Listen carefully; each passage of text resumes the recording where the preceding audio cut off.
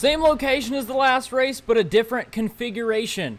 We're still here at Charlotte Motor Speedway, but this time we're going around the oval for the first race of the second round of the playoffs. Nick is coming off a win at the Roval in 4 poles in a row.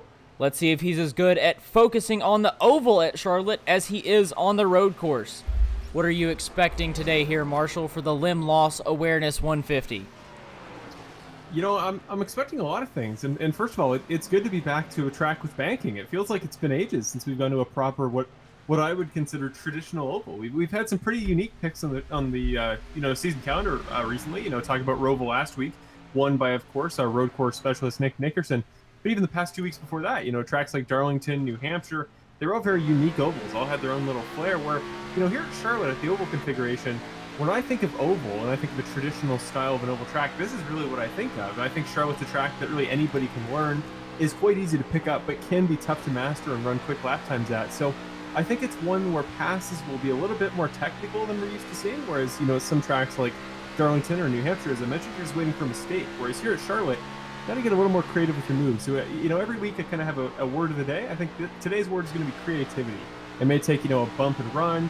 It may take some sort of, you know, sliding pass underneath. It may take finding the courage and the ability in your tires to take the high line. Maybe try to experiment with that. Of course, iRacing with more and more dynamic tracks as we go along. So something to think about. There's definitely a lot of options, but this is really going to be a lot more about the racing and the pack racing than most of the tracks we've been at the last couple of weeks.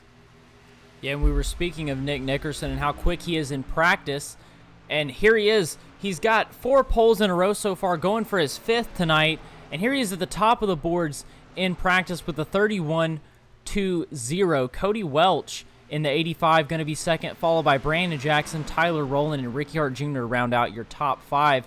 We've got a minute and a half left in practice now. We're going to go ahead and switch over and look at our current point standings right now. So you can see here, Nick Nickerson, of course, is on top, 2,145 points. Then you've got Cody Welch, Benjamin Lacey, Ricky Hart Jr., Brandon Jackson, Curtis Yancey, Brett Guzik, and Garrett Hall to round off your point standings. I believe the last that we saw at the end of the last race, Garrett Hall was out, Kevin Foster was in, but as point standings got updated, as we really got the official point standings in, it was Kevin Foster out, Garrett Hall in. A couple points ahead of Kevin Foster, Garrett Hall just able to sneak his way in with 2,103 points, but still a good ways to go before he can catch Nick Nickerson with 2,145. So be on the lookout for those guys today, as we have Charlotte Motor Speedway. And then after Charlotte, we're going to have Rockingham and Talladega in this round before the top 4 in points will advance to the final round, which will include Kansas, Miami, Road America, and then championship night at Richmond Raceway, 200 laps around Richmond. But before that, we've got Charlotte, Rockingham, Talladega, and then USA International Speedway. It's the non-points paying All-Star Invitational, 100 laps around there. But tonight is what we're going to focus on now. We've got Charlotte. Practice time is winding down. It just hit 0. Nick Nickerson is officially going to be on the top of the board in practice time. So we're going to go ahead and get ready to watch these guys qualify. And before we get qualifying going, Marshall, I feel like Nick Nickerson has to be the favorite to be on the pole. He's got 4 poles in a row now, and he's on the top of the board in practice. But who do you think is going to be the favorite to win tonight here at Charlotte? You know, kind of similar to what I was talking about just a moment ago with the idea that, you know, creativity tonight is going to be important, and it's going to be a lot about who is willing to make those big moves and take chances. We just talked about him, but you know, a guy like Garrett Hall, maybe I've said for a while, a guy that currently without a win on the season is a guy that really has something to prove tonight. He has more stakes that you could argue than anybody else in the Championship 8, seeing as he's the last guy on the cutoff. So as we come towards the last round where you need to be in the top 4, it's races like these, like Charlotte, where they can be easy to learn, but tough to master and tough to make moves.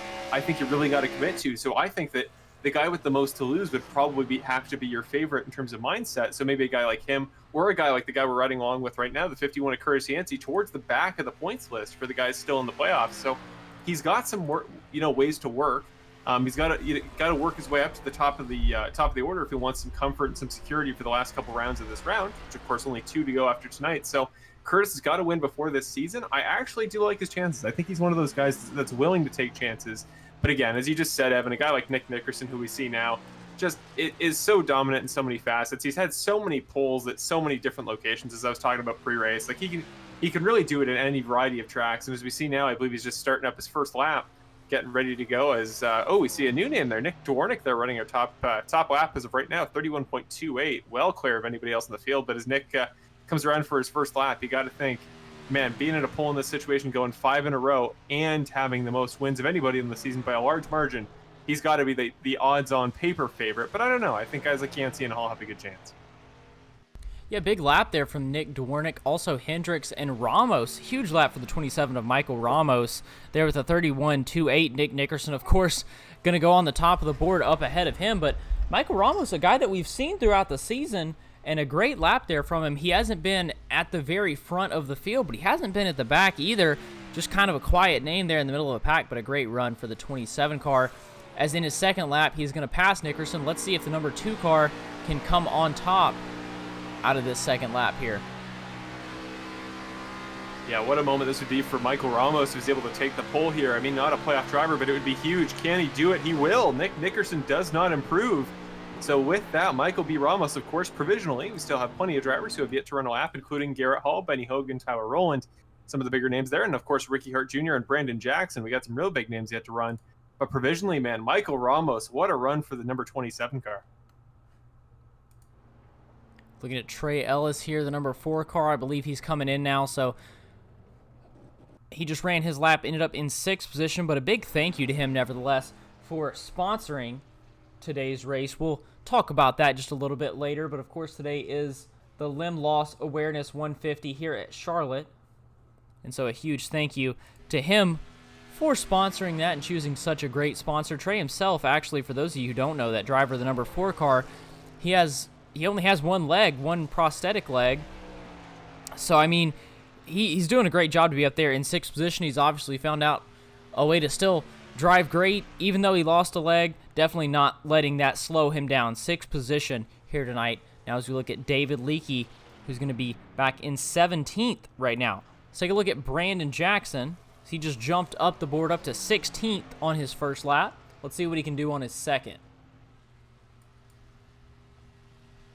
Yeah, it does a really good job to settle the back end down there through 2. That's something that's very key is the, the banking kind of switches there onto the backstretch. A lot of guys can get a little bit unsettled. But look at there, Brandon Jackson looking cool as a cucumber. He does not look phased in the slightest. Off of turn 4. Really good run there. A lot of stability in that number 99 race car. Right up to the line there on the inside of the line. Nice and clean. Up to 3rd is not going to jump Nick Nickerson or current pole sitter Michael Ramos.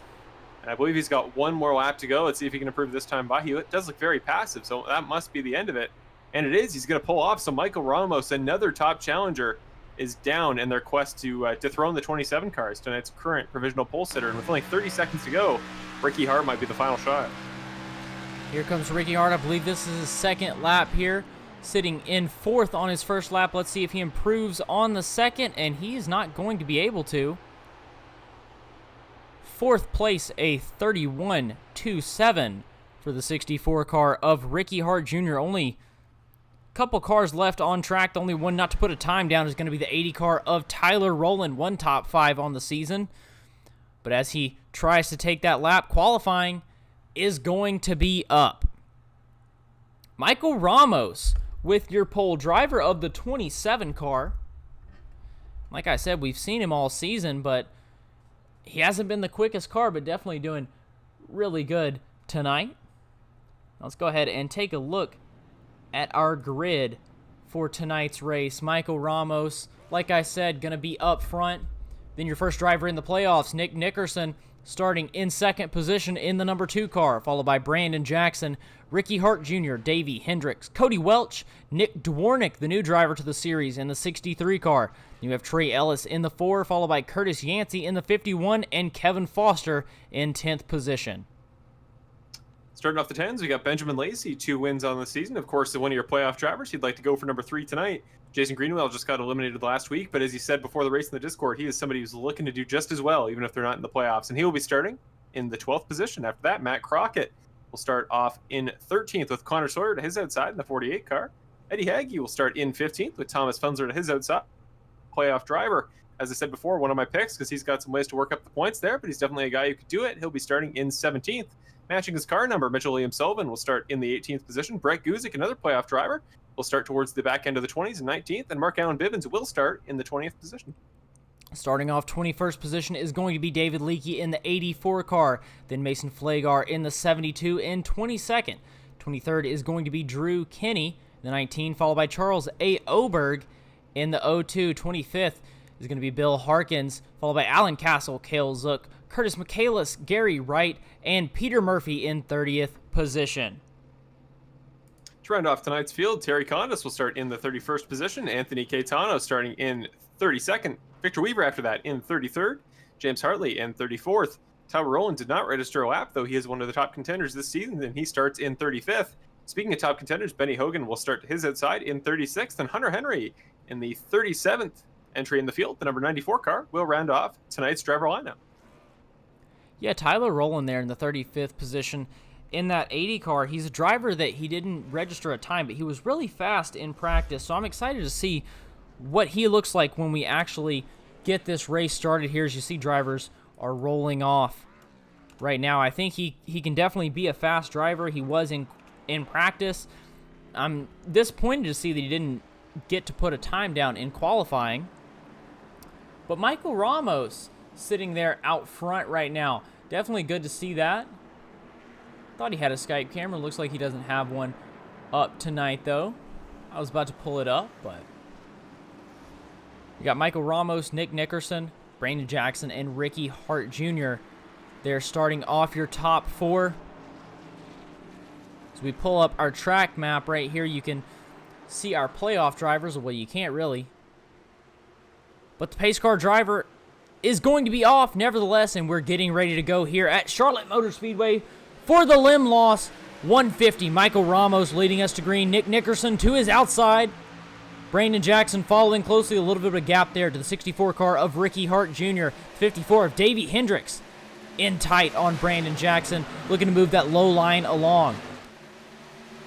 Top line scattering apart, and Nick Nickerson is going to be battling for the lead here going down the backstretch. It's going to be between Nick Nickerson and Michael Ramos. Nickerson's going to have it going into 3, but we'll see if Ramos can battle down there on the low line. Doesn't look like he's going to be able to. The 2 car of Nick Nickerson is going to be clear. Brandon Jackson's even going to be looking to his inside. Yeah, Nick isn't going to have an easy time, though, until he can get down to that bottom line. Hasn't quite cleared the 27, so Michael Ramos in that easier bottom line. Nick is going to really have to work the car to keep it from that top line off the wall, but also keep it quick through the straights. Michael's not going to have quite the run down the backstretch, but he's also got to worry about Action Jackson, the 99 car, up to the inside. Gets to his quarter panel just barely. We're going to go, well, diagonal 3 wide here. Great shot here in our opening laps here at Charlotte. Now Brandon gets underneath and will try to chase down the series points leader and fellow race winner this season, Mr. Nick Nickerson. But Michael Ramos not dropping back too far behind. Yeah, Michael Ramos is definitely going to stay in contention there in the 3rd position. We're going to let the 99 and the 2 race. And the fastest lap of the race has been set right now by Trey Ellis back there in 7th position. So that number 4 car, he's definitely going to want to be moving. He just set the quickest lap of the race. Almost a 10th quicker than your leader, Nick Nickerson's last lap. But there you see the 99 of Brandon Jackson. Now he's going to be under the 2 car of Nick Nickerson, looking to take the lead away. I think the most interesting thing to note here to start off is Nick has had a couple opportunities to clear the 99 car and get down to the inside, but he just refuses to. Must have really liked that high line that traditionally isn't the optimal line by oneself here at Charlotte, but now it may not pay off. The 99 car got to his quarter panel, didn't have the run, but he is getting closer and closer. We're side by side right now for 4th. That's Davey Hendricks and playoff driver Ricky Hart Jr., both guys who have all year had some really good battles, including most recently at Darlington. So those 2 guys know each other well. But up to the front, speaking of knowing each other well, 2 veterans of the series, Mr. Brandon Jackson going by underneath Nick Nickerson. That outside line doesn't pay off, leaves the door open. And now Brandon Jackson will become the 3rd different driver this race to lead a lap. There you see the Skype cameras of Brandon Jackson and Nick Nickerson, both looking calm and collected. 5 laps in of the 150 lap race here at Charlotte. Brandon Jackson your new leader. He won at Iowa when he has 8 top 5s on the season, and he's looking to improve on that and lock his position into the next round. But if we go back a couple of spots, there's still that battle between Davey Hendricks and Ricky Hart Jr., but a little bit in front of them even. A battle occurring between Michael Ramos and Ricky Hart Jr., or Michael Ramos and Nick Nickerson. I'm sorry, Nick Nickerson up there on the outside lane. Michael Ramos looking to work the inside, trying to take away second position from Nick Nickerson. Interesting there by Brandon Jackson. Not only did Nick have the run, but Brandon went up to the top line there before giving him the draft. Interesting move there, trying to get maybe Nick to clear the 27. You would have thought that if Brandon just wants to take off, he wants these two guys to battle. Speaking of battling, Cody Welch is not falling off at the end of this front train. He is, well, watching all this happen in front of him, and in behind him, I believe, is the of Trey Ellis, tonight's sponsor. So we got plenty of big names up there up front. 7, actually 8 drivers within a second up there. So a great start to tonight's Charlotte event. But man, Michael Ramos on the inside is fighting for all he's worth. Maybe Davey Hendricks might get involved as well. He's right behind the 2 car on the line, and now he's going to settle in. Maybe going to look to the inside here through the exit corner 4. But whatever may happen, if he can get the proper run, the 27 car, Michael Ramos, tonight's pole sitter, might be back up ahead of Nick Nickerson, just not quite ahead of the guy who started 3rd in tonight's race, Mr. Brandon Jackson. On board here now with the 54 car of Davey Hendricks. There's the 27 on the bottom, the 2 of Nick Nickerson there on the top. And that Skittles Supra is going to see if he can work to the inside down this back stretch and into turn 3. Let's see if he can make a move.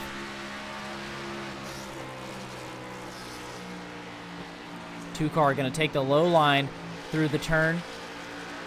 It's going to leave the 54 of Hendricks out of luck, but he's going to try and get the run down the front stretch. He's going to be able to do it side by side. The 2 car and the 54 car. 54 going to have the advantage, and it looks like he's going to be able to take the position away going into turn 1 and 2.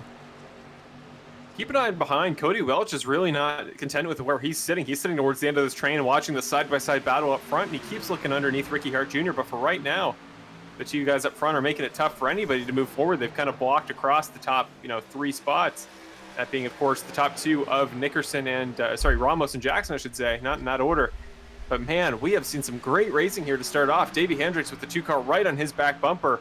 You got to wonder, what is Nick willing to do here so early in an event? Nick is, well, right as they say that, we get a first caution of the day on lap number 10. Not a bad green flag run to start off the race, but I was going to say, Nick this year has prided himself on his ability to finish races and to avoid incidents, and it's something that, against a non-playoff driver especially, wouldn't have thought he would try to attempt too much. But for now, we're going to go to our first caution of the race. We'll have to investigate as to what caused it. Yeah, Brett Guzik and Cale Zook going to be involved in this caution. You see the 44 and the 04. The 04, a playoff driver of Brett Guzik. Let's see if we can take a look at it one more time and see what happened. So you see the 04 there on the bottom, the 44 up there on the top. Tyler Rowland in that 80. It looks like the 04 Brett Guzik may not have known that he had Cale Zook up there on his outside lane and just came up, and the 44 was there. Yeah, it's kind of awkward. The way the banking comes back here at Charlotte, it kind of curves a little bit bizarrely. So Cale Zook was a little bit low. You'll see here, and actually this will be a good camera. You see Cale kind of drops down there towards the end, just the way the banking curves. And if you're not prepared for it and you're sitting there on the top line, you might risk hitting the wall. So I think Cale was just trying to make sure he avoided doing that and was a little bit lower. But at the same time, at any other oval, Brett would have been fine to take that line. So that was kind of a rough incident. But for a guy like Brett Guzik, who of course is a championship contender, has a lot to fight for tonight, that is not what you want to see this early in an event.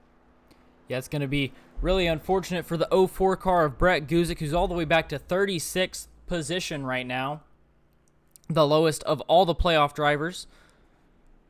But let's go ahead and take a look at pit lane, as we've got a good bit going on. Curtis Yancey and Davey Hendricks not going to enter pit lane. Neither is Nick Dwornik. But Brandon Jackson, Michael Ramos, Nick Nickerson, Ricky Hart Jr., Cody Welch, Trey Ellis, Benjamin Lacey, Kevin Foster, Jason Greenwell, Matt Crockett, Eddie Hagge, Garrett Hall, Drew Kinney, Leakey, Oberg, Hogan, Murphy, Wright, and Zook all going to be in the pits.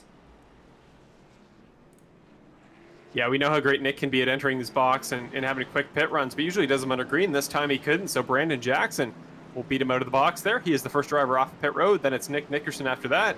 And I believe it is Ricky Hart Jr. coming out in 3rd with Cody Welch behind him. So slight bit of a shake-up, but for the most part, the cars there towards the front that came in at the front of the pit line are still in the lead. And man, this early in the race, I don't know about you, Evan, maybe you see some strategy oversight that maybe I don't see, but we're this early in the race. I mean, 12 laps in, never would have thought Charlotte would have been that tough on tires that you'd want to pit this early. Is this just kind of a fuel plan for fuel strategy, or do you think this is something based on tires to, maybe try to work from the middle, but think about the long-term plan?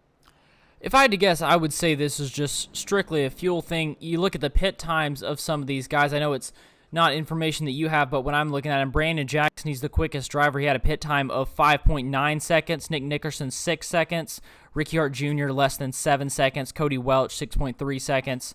Trey Ellis with 5. Benjamin Lacey with 5. So I'm not seeing anybody over 5 or 6 seconds till we get down fairly far to the... Let's see, I have to go down to 26th position. The 27 car of Michael Ramos took a 15-second stop. So I'm assuming that was 4 tires, but a lot of these guys, I'm assuming they just took fuel, possibly right side tires, but I would assume that a lot of these guys just took fuel that came in. So it's definitely going to have to keep an eye out on them through the rest of the day. There you see the 04 car of Brett Guzik that was involved in that accident. Obviously took his fast repair. Unfortunate to have to take it here on lap 13 of 150, but hopefully he can stay clean the rest of the day. Davey Hendricks, though, going to be the driver out front. Curtis Yancey, your highest playoff driver as of right now in the 51 car, and a good run there from Nick Dwornik that we talked about in qualifying. Good to see a new driver of the series up here in 3rd position right now. Well, it's kind of become a habit these last couple weeks. I mean, you talk about Davey Hendricks 2 weeks ago getting his first podium in his sophomore appearance, and then Ashley Mona last week getting her first win in the series in her very first attempt. So there's definitely a precedent recently for new drivers, coming in and making big splashes, and maybe Nick Dwornik is just another in that long line. He's at a great spot. I mean, you compare him to names like Davey Hendricks, Curtis Yancey, fixtures of the series, who you'd think at this point would know what they're doing on strategy. So to be right behind those guys running the same set strategy would surely speak to his abilities. But also the 48 car there, Connor Sawyer on the outside, and Mason Flagar, all names up here in the top 5, who we've seen towards the front of the pack in a couple races. Particularly, I remember Mason had a really good race at Phoenix. We know these guys have the potential to be up here, even strategy aside.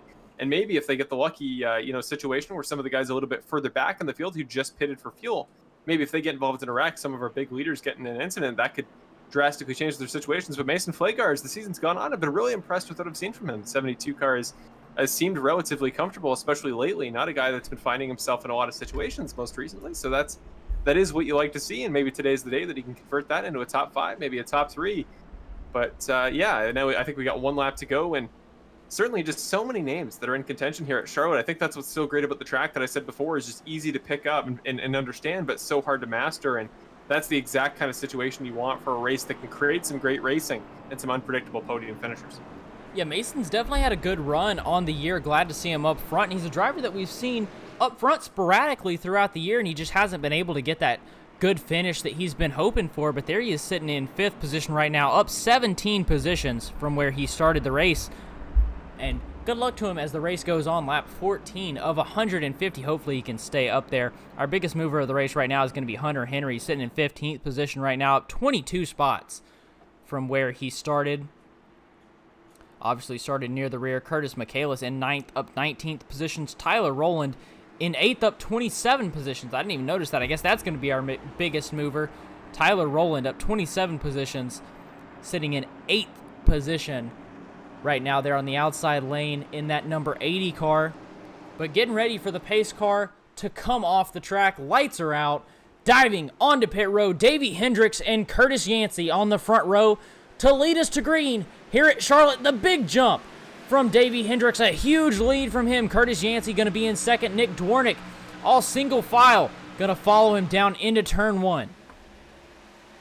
It was a massive jump by Hendricks indeed, so big that Nick Dwornik, who was driving behind him, almost couldn't keep the car under him. The back end was really trying to slide on him there as he came back on the power, so must have caught a couple guys off guard. But we see there a little ways further back, Mason Flagar right behind Connor Sawyer. Tyler Rowland still flying through the field. Now gets Mitchell Liam Sullivan. He'll move up to 6th provisionally, so now up that is 29 spots since the start of tonight's race. Now he's right behind the double-side pack of Flagar and Sawyer, and right behind him, also too wide, that's Brandon Jackson coming with him. Jackson and Hart, both on new tire, or not new tires, but just took fuel, both race leaders just a moment ago. They are flying through the pack in action. Jackson earns his name because, man, right on the back bumper of Tyler Rowland, he is wasting no time, even on lap 16. Yeah, looking at the 99 car of Brandon Jackson there, you see the 80 of Tyler Rowland going inside the 72 of Mason Flagar. And the 99 of Brandon Jackson is going to look to follow. You see him coming along the front stretch. Brandon Jackson looking to make the pass side by side with the 72 of Mason Flagar, the 99 there on the inside. The 80 was able to make the pass, and the 99 looking to make the pass for 5th position right now. Going to be able to do it. Ricky Hart Jr.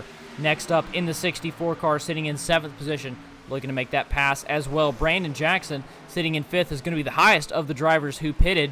Ricky Hart Jr. now in 6th is going to be the 2nd highest. Nick Nickerson. It appears Ricky Hart. I was going to say Ricky Hart appears to be trying to use Brandon Jackson's kind of a chrome horn there to move through the field. But yeah, Nick Nickerson, you're just about talking about him. Starting to get through the field, but not quite keeping up with his 2 cohorts there that also pitted. So maybe just having a little bit more trouble in traffic than the other drivers up front. Yeah, former leader all the way back to 9th position right now. But Davey Hendricks still out front, getting some pressure from the 51 car of Curtis Yancey, the 54 and the 51. Starting a little battle up front. The Camaro looking under the Supra there on the inside line. Yeah, Curtis Yancey there off the start was having a little bit of trouble there on the colder tires, keeping up. Davey Hendricks running some great laps, but now that he's in the draft, Curtis Yancey right on the back bumper of the 54 car. You see there, Davey Hendricks won top 5, a podium 2 weeks ago. So we know he has what it takes to be here up front, and well, he is a guy that maybe hasn't raced too much with Curtis Yancey. This is kind of a new battle we're seeing here, but Curtis really not dipping below or up high, really not putting pressure on the 54 car, but most certainly right there behind. So if we see a mistake, maybe the 54 washes wide that we've seen a couple guys do, this could be his opportunity. But Curtis Yancey, what a year for himself. Of course, won at Las Vegas, 7 top 5s in the season. He's had quite the year for himself so far. And he is right there to the outside, looking maybe peaks a little bit on Hendricks, but gets a little bit too wide. We've seen that a couple times as well. Sometimes Curtis washes up a little bit more than other drivers just based on the way he takes his apexes. And as a result, going to lose a little bit of time, and the 54 car is going to scoot away by about 3 car lengths. Yeah, Curtis definitely one of the most aggressive drivers on track, but that can hurt him sometimes as the caution flag is going to be out. An incident between Matt Crockett and Peter Murphy, possibly among others. So let's go ahead and see if we can see exactly what happened. Going to be following along with Matt Crockett. Crockett there in the 10 car. There's an incident in front of him involving the 19 of Kenny.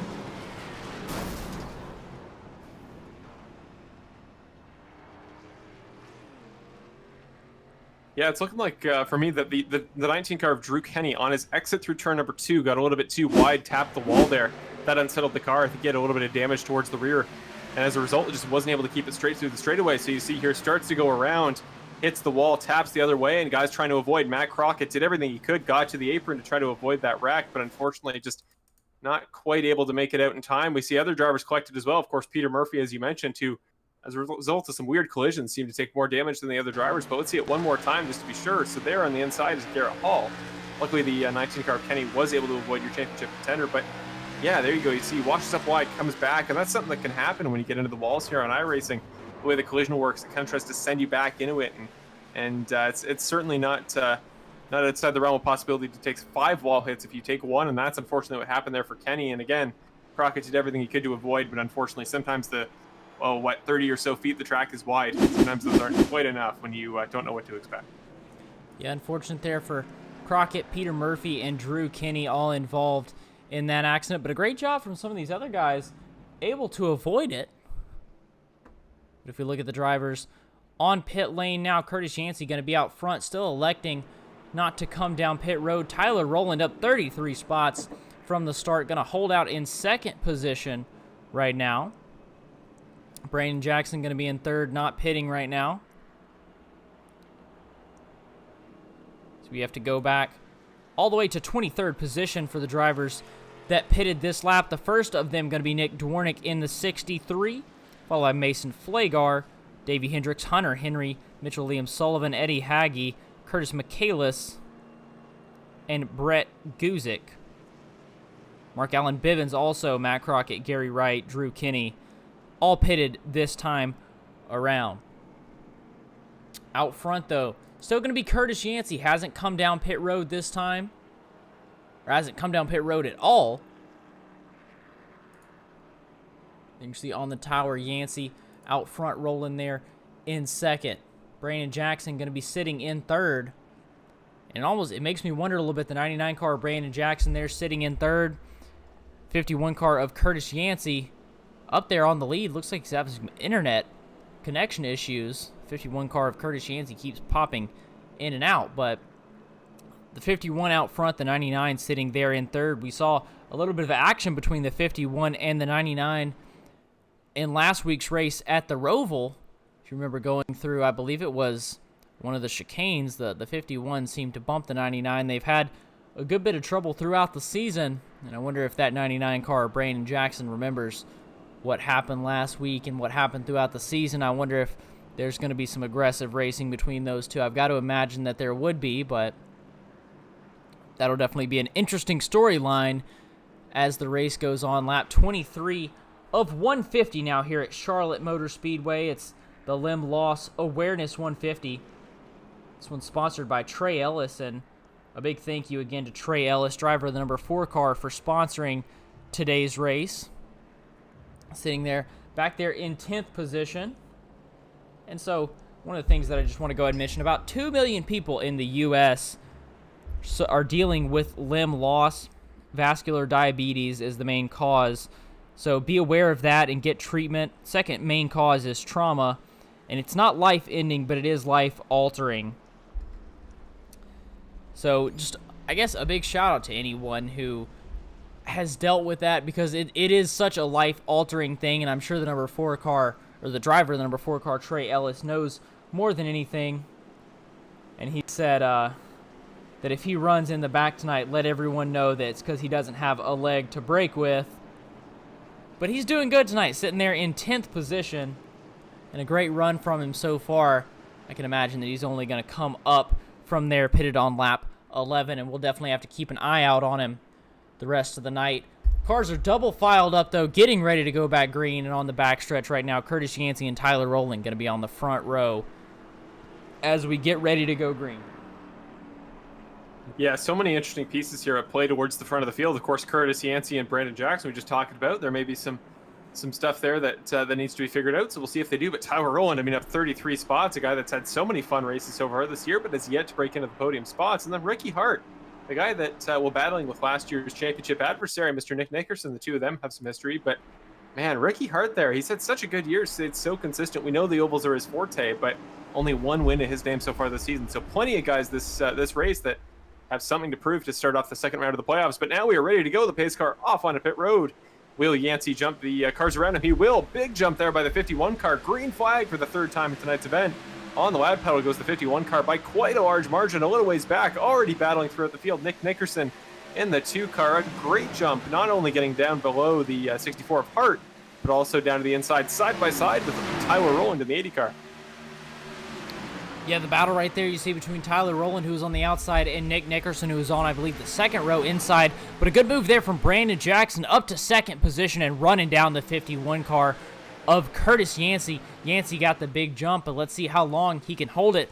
We got some side-by-side action. A little bit further back, though, battling for fourth position is the 2 car of Nick Nickerson, and on his outside, the 64 car of Ricky Hart Jr. 27 of Michael Ramos there you see on the inside as well, right behind Nick Nickerson. And looking to take advantage, looking to follow him as he gets by those guys. 27 car even inside of the 2 of Nick Nickerson now. So we'll see if he can take advantage, take away fourth position from Nick. Looks like he's going to be able to do it through this corner at least. Let's see if he can keep the momentum up onto the straightaway. Yeah, what better way to prove that your pole tonight wasn't a mirage than by passing the championship points leader. Great move there from Michael Ramos. He'll move up to the 4th spot, but Nick Nickerson still trying to round out the top 5. He is still ahead of Ricky Hart after that great pass there off the restart. We're going to go to our third caution of the day. The yellow flag has come out once again. So the field will freeze. The positions we're currently in will stay. That'll be an interesting front row for the next start, provided Yancey doesn't pit. But, man, Michael Ramos, great race for the 27 car tonight. Really impressed to see those guys late in the year really starting to kick it up a notch. But that is the 79 car, I believe, if I am not mistaken, of Anthony Caetano. He gets into the wall and collects a number of cars there. That tough, tri-oval section. The walls can come up on you pretty fast, and I believe that is what we just saw a moment ago. Several cars involved in that instance. Huge flip there from the 79 car of Anthony Caetano.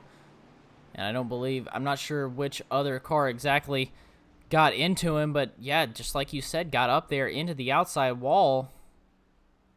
Let's see if we can see it one more time. Let's follow his cockpit view. This ought to be a very interesting view here. The 79 car, you see, gets up into the outside. He's just really slow. I believe that, I'm not sure who that was behind him. And just over and over the 79 car till he comes to a stop there on the front straightaway to bring out our third caution of the night, I believe. Yep. Second or third. Yep. Yeah. And let's look at the drivers coming in pit road. Yeah, I was about to say that's going to be a big storyline all night because right off the bat, many guys were all opting for different strategies all throughout the field. And right now, no Yancey in the pits, most notably. We do have several drivers coming down into pit lane, though. We've got Tyler Rowland, I believe, is one of the most notable drivers. No, he hasn't pitted, so I don't know. My telemetry is lying to me, but several drivers now making their way down pit road. Tyler Rowland is coming in, so I'm looking at an old piece of feed. But yeah, with the 80 car, probably your first car on the pit road. That's not true. Curtis Yancey, who was just leading the race a moment ago. I said it would be a very interesting front row if him and Brandon Jackson took it side by side off the start, but they will not. So Yancey, the first car out. Nick Nickerson is going to jump Tyler Rowland. No, the 80 car comes out ahead of the both of them. My telemetry is all over the place, but now we're getting it figured out. So Tyler Rowland jumps Curtis Yancey in the pits. Not sure, maybe took less tires, less fuel, or maybe Yancey slid through his box, but Tyler Rowland, the first car back on to the lead pack there. And then, of course, as I just mentioned, Mr. Yancey, and then it's Nickerson, Lacey, and Foster, your top 5 out of the pits. Yeah, I'm showing that the 80 car of Tyler Rowland, the first driver out of the pits, but I'm also showing that he never stopped in his box. He was on pit road for sure, but he never stopped in his box, so I would have to assume that he possibly missed his box, didn't see it, drove right through it. I don't know, but I would watch for the 80 car of Tyler Rowland to come down his box next lap if I had to guess, because, yeah, it shows to me that he came in the pits, but he never entered his box. That's, I'm assuming, why he was the first driver out. So let's watch for him to come down pit road this time. But out of the drivers that pitted this lap, yep, there he is, the 80 car coming down pit road this time. But as for drivers that pitted this lap, first one out that actually pitted is going to be Curtis Yancey, like you said, back there in 14th position. Nick Nickerson directly behind him, and those guys only having 7 seconds again, so I would assume not enough time for a tire change. The only guy that I'm seeing that would have enough time for a tire change, you go back a little bit, Trey Ellis, he pitted this past lap, 15 seconds, so definitely enough time to take 4 tires right there. Behind him, Terry Condas pitted 11 seconds.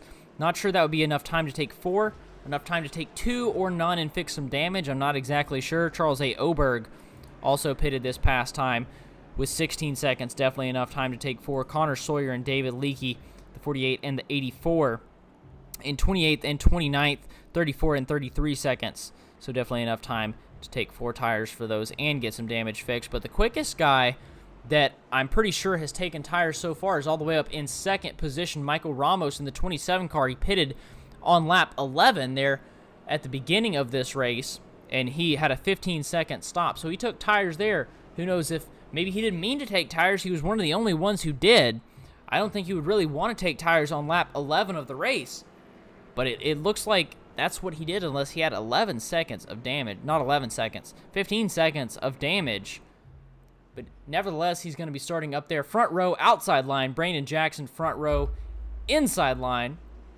So this will be an interesting race restart. And former leader Curtis Yancey all the way back to 14th position right now. Nick Nickerson directly behind him in 15th. So we'll have to watch this restart, see how this plays out after our third caution of the night. 31 laps down of 150 in the limb loss awareness 150.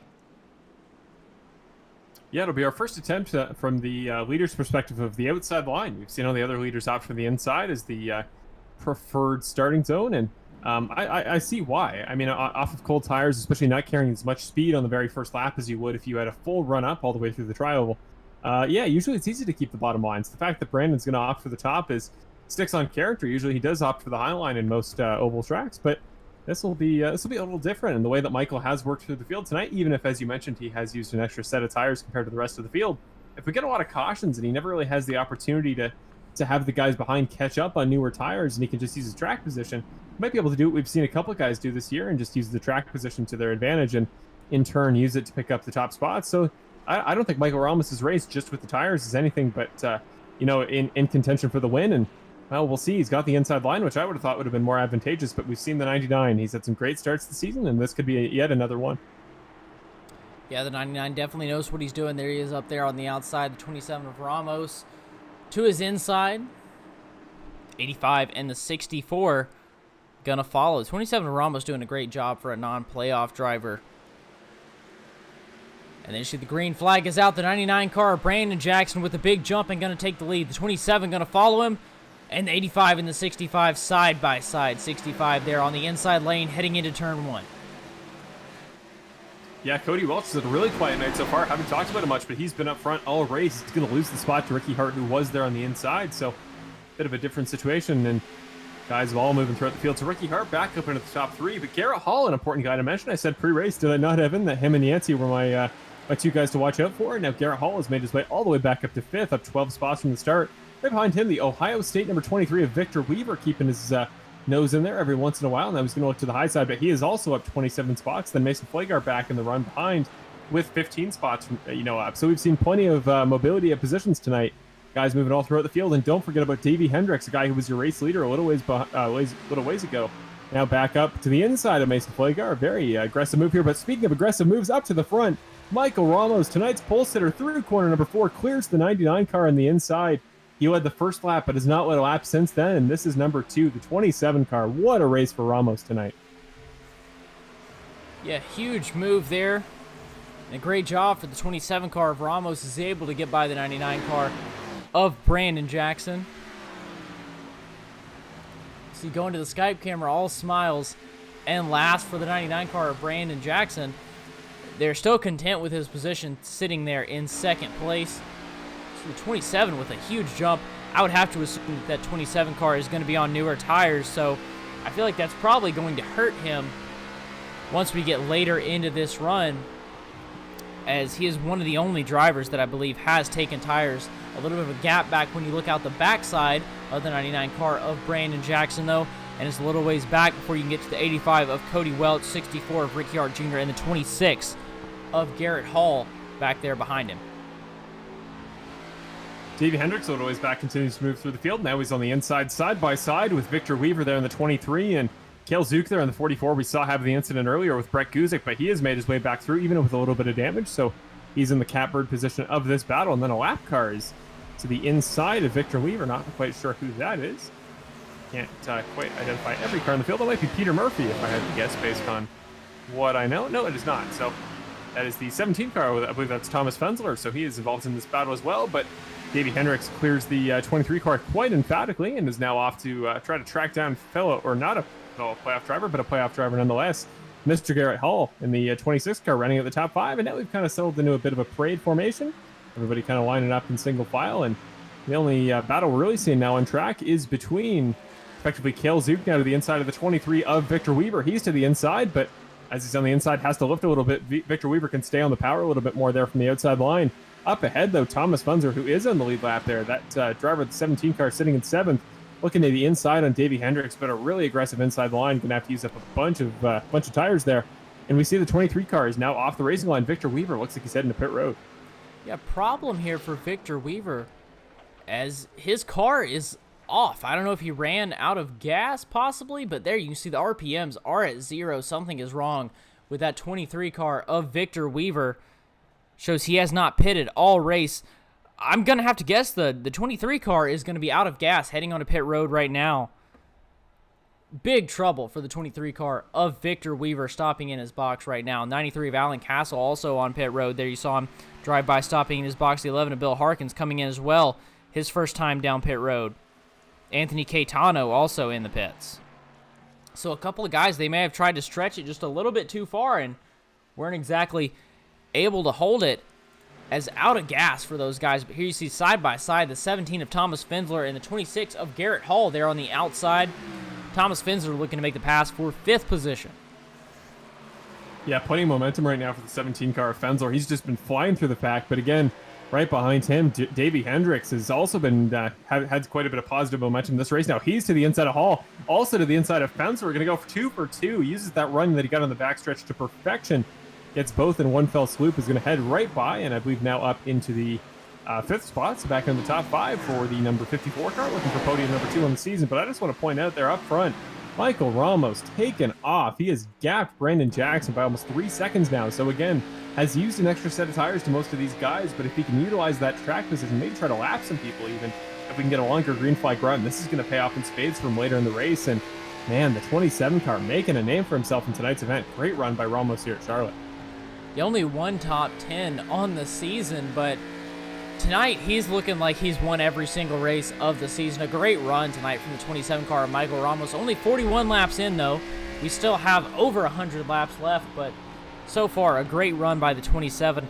I do have to worry about him a little bit, though, as I'm assuming that he took 4 tires on that one stop, and if I had to guess, I would assume that he didn't mean to take 4 tires. He accidentally clicked the button, accidentally took 4 tires, and now he's just trying to get everything that he can out of it. But hopefully that 27 car can get everything that he can out of it. He can stay up front, and later on, when he doesn't have as many tires as the rest of them do, he can still keep himself out there, stay up front. That's got to be what he's hoping for.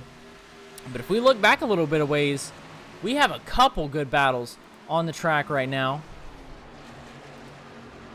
Davey Hendricks just a little ways in front of Thomas Fensler, and then Garrett Hall in a little battle right here. The 51 of Curtis Yancey to his inside, as is the 7 car Benjamin Lacey. Yeah, Garrett Hall, I was just about to talk about kind of going backwards right now. Several guys have made the move on him, including tonight's race sponsor, Trey Ellis, right on the back bumper of the 17 car Fensler. He's made up a couple spots in these last few laps, and the 4 car, again, momentum's such a big part in this series. It seems like guys that start going backwards keep going backwards, and guys that make one move are going to make 10, and that's what we're seeing. Fensler way to the outside, either didn't pick up grip or was almost letting the 4 car by. He gave him the line, and the 4 car will say thank you very much. He's going to move up into the 6th spot. So Trey Ellis, what a performance tonight. And then, of course, Davey Hendricks, who's proven himself time and time again as a fast driver, and Trey Ellis and the 4 car still catching up to him. So, man, tonight is the night to do so, and Trey Ellis is finding pace everywhere here at Charlotte. You're here riding on board with the 4 car of Trey Ellis. 1 top 5 on the season and 8 top 10. So he's a guy who can get into the top 10, but it seems like he has trouble breaking that top 5 number with the driver of the Ford from Chesterfield, Virginia. He's up there right now sitting in 6th position and looking to do as good as he can on the race that he sponsored.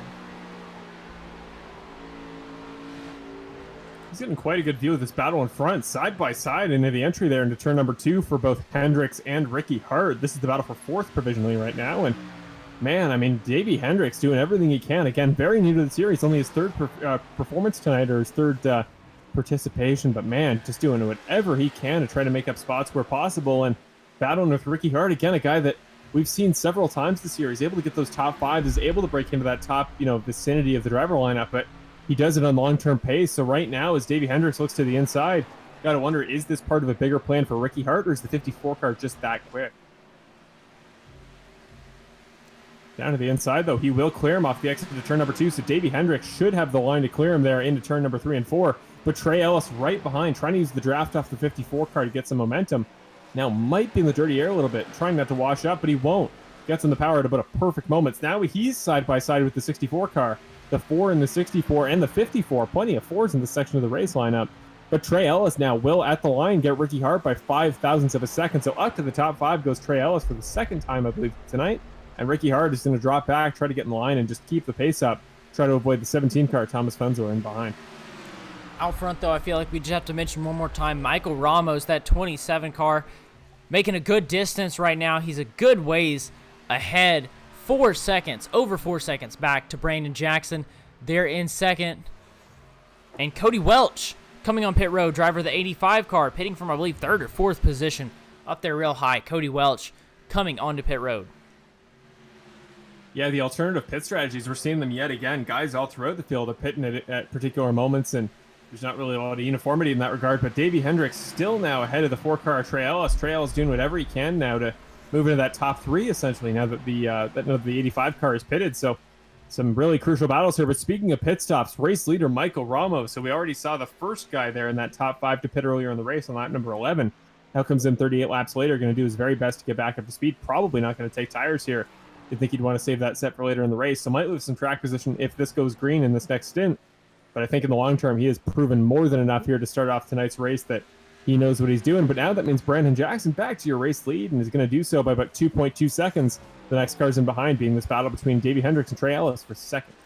Yeah, Garrett Hall, Ricky Hart Jr., and Michael Ramos all here on pit road now. And like you said, watching this battle for second, the 4-car, Trey Ellis going to make the move to the inside. He's going to have a little bit of the position here. Let's see if he can make the pass coming on the front stretch, diving down into turn 1. The 4-car and the 54 side by side right now. 54 with a little bit of advantage there. You see the 27 car coming out of pit road right now, 1 lap down at the moment. But the 4 and the 54 battling for second place. Curtis Yancey going to be directly behind them in 4th position. Then Benjamin Lacey in 5th. Brandon Jackson still the driver out front right now.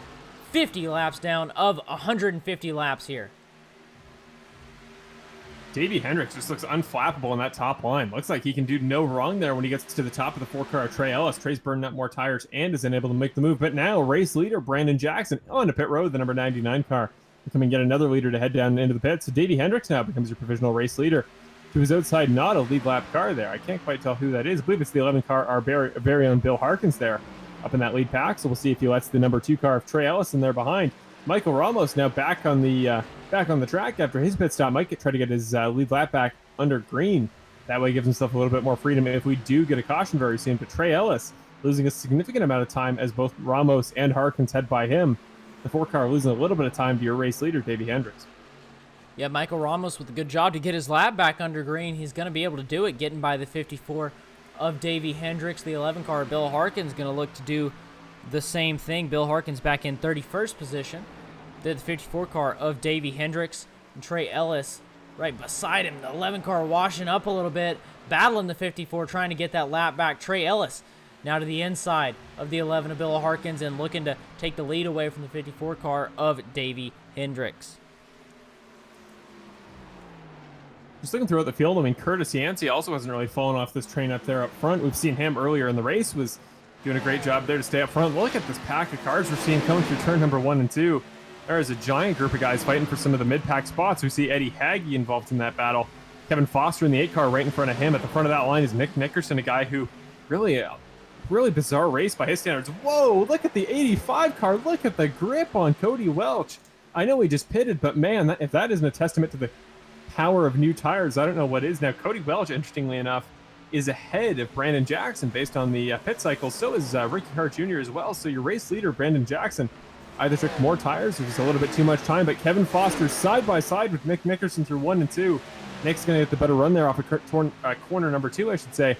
That outside line is going to be much better for keeping the speed up there down the backstretch. But Kevin Foster not giving up. The 2 and the 8 car both used to run identical liveries. They no longer do, but man, they are doing whatever they can to battle together. And don't forget about David Leakey there in the 84 car. Kind of had a quiet year so far, but man, doing whatever he can to stay in the top 10 and maybe even pass your championship leader, Nick Nickerson. Yeah, David Leakey doing a great job. And he's a guy that we haven't talked about as much as some of the other drivers, but having a great job tonight. Sitting there right now in 8th position.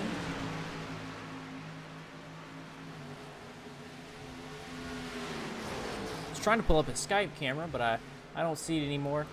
Thought he was in here earlier, may not be in here anymore, but nevertheless, David Leakey doing a great job staying up there. A couple drivers coming in now. Thomas Fensler and Nick Nickerson both coming onto pit road. Eddie Hagge, Nick Dwornik on pit road as well, as is Gary Wright and Anthony Caetano. Davey Hendricks going to be your leader. Still, 54 car, Trey Ellis in second. Hendricks pitted on lap 21 and Trey Ellis pitted on lap 28 as the yellow flag is going to come out lap 56 of 150 here at Charlotte Motor Speedway. So I'm not exactly sure what happened for this yellow flag to come out. Do you know, Marshall? I did. I actually did catch this one live. I'm not quite sure who was involved. It was a very weird situation. No long-term damage. It looked like a car kind of got hooked there on the backstretch, went around trying to identify one of them. But it was so sudden that I'm watching the camera here from Brett Guzik, who saw the whole incident happen live. And neither of the 2 cars up ahead, I wasn't able to identify them because they didn't even spin or go behind. They're still ahead of them. So I'll do my best to investigate a little bit into that. But needless to say, one of those cautions that comes out because of iRacing's automatic system being a little bit trigger happy at times, which sometimes is the best course of action when it comes to calling cautions. But I'll investigate into that and let you know. All right, yeah, that sounds good. Well, let me know if you can figure it out, and we'll see if we can get a replay of it. But otherwise, I am not exactly sure who that was that went around. Davey Hendricks, Trey Ellis, Curtis Yancey, Benjamin Lacey, all coming down pit road, though.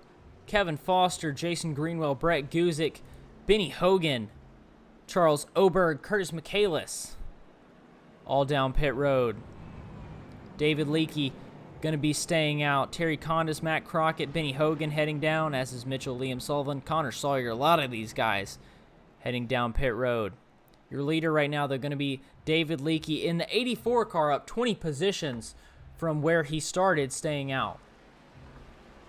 So I've identified the incident. Speaking of David Leakey, he was the primary car involved and happened on the backstretch, kind of a forced pirouette of sorts. Coming off of turn number 2, it was Garrett Hall, of course, championship contender, on newer tires, I believe, making up a bunch of time. So had to run there on the outside. David Leakey moved up out of corner number 2, expecting there not to be a car there, and the 26's huge run put him to the outside and then kind of hooked onto him. But thanks to both the combination of the rear quarter panel and the wall, Garrett Hall kind of pushed David Leakey off the wall. Leakey did a full spin and got back going straight. It's one of the coolest crashes I've ever seen. Impressively little damage from Leakey. Certainly not Garrett Hall's fault. Just kind of popped up there last second. But man, we'll see if we can try to get it, because very impressed that the 84 car was able to keep it going. There was a lot of poise there. So here it is. Again, we'll see it coming into turn number 2. Here is to the high side, Garrett Hall. Newer tires, so he's going to get a great run there off the outside. Tons of momentum. The 84 car is not expecting him, but look, gets into him. They go face to face there for a moment and right back up to speed. The 84 car, David Leakey, did his very best to work with what he had there in that situation. And I think he's still going to be ahead of the damaged race car of Garrett Hall. Yeah, let's see if we can watch it one more time. We'll watch it off the nose of Garrett Hall. For the 26 car, you see the 84 car, David Leakey. Just didn't realize the run that Garrett Hall had coming up and turns around. Mr. Xerxes there in the 84 car. So honestly, a great job of both drivers to keep it straight. Caution's still going to come out, though, as we head back live. David Leakey going to be the leader of the race at the moment. Yeah, that's certainly going to be an unforeseen consequence of that. I mean, David Leakey, immediately after his crash, not only very little damage, but as you mentioned, will now be on the lead lap. Just important to mention now the drivers that go lap down as a result of that incident happening when it did. Nick Nickerson came dangerously close to going a lap down there. He was the final driver on the cutoff, but Cale Zook, Eddie Hagee, Nick Dwarnick making his debut tonight. They're all lap down. Garrett Hall involved in the very same incident David Leakey was. The Leakey is now your number 1 driver, should provisionally be your leader there coming into the next restart if he doesn't pit. But Garrett Hall is a lap down as a result in the other half of that incident. So now in 26th, that just shows you how much one lap can make a difference here at an oval like Charlotte. But after that, Hunter Henry, Tyler Rowland, who unfortunately after a great start moving up 33 spots, is kind of fallen back. He is also a lap down. Mason Flagar, Bill Harkins, Victor Weaver, Alan Castle, and Gary Wright, as well as Peter Murphy, your drivers remaining in tonight's event, that are now a lap down. Yes, Leakey out front, Trey Ellis in second. Lap 60 of 150 here at Charlotte. And looking to get back going here. I believe we're starting to get double filed back up. Yeah, lights are out on the pace car. David Leakey and Trey Ellis going to be on your front row. And you guys in the comments, I want all you guys watching to go ahead and comment. Who do you think is going to win tonight? We've got 60 laps down of 150. Who do you think is going to come out with the win? We've seen a lot of drivers out front. Of course, Nick Nickerson had the fast qualifying time, but all the way down in 22nd position. Last year's championship driver, Ricky Hart Jr., back in 21st position. Trey Ellis, the fast driver, in second position. David Leakey up there out front. Hendricks in third. Michael Ramos, we've seen him out front a lot there in fourth. Curtis Yancey, a fast driver, in fifth. We got a lot of fast drivers up front. A lot of good drivers all over the track, honestly. So who do you guys think is going to win tonight? I want to hear your guys' comments, see what you guys think. But David Leakey and Trey Ellis going to lead us to green here. Yeah, what an interesting pairing here on the front row as the pace car takes the left-hander onto pit road. David Leakey just got in a wreck that brought out this caution, but he is your control car. We'll see what that damaged 84 car can do. The green flag does come out. Big jump there from the 84 car, but an even bigger jump there from the 4 of Trey Ellis. The 84 did not get up to speed. So Trey Ellis crossing the line first, tonight's race sponsor, and heads to the front. And Michael Ramos, tonight's feel-good story, the 27 car, he's going through as well. Benjamin Lacey will capitalize. He'll move up to third. Remember, a two-time winner this season. He knows what it's like to be up in this spot. David Leakey considerably off the pace there in the 84 car. Not a ideal condition to start the race. And then the 27 right underneath the 4 car of Trey Ellis. Huge jump there from Ramos. Seems like pace is something he has in spades tonight, and he has just been dominant here in that low line here at Charlotte. Yeah, it looked like the 84 car of David Leakey possibly spun his tires or something, and a good jump for the 4 car of Trey Ellis, but now all the way back to second position, and now third as Benjamin Lacey is able to get by him through the corner. Davey Hendricks going to look to do the same thing.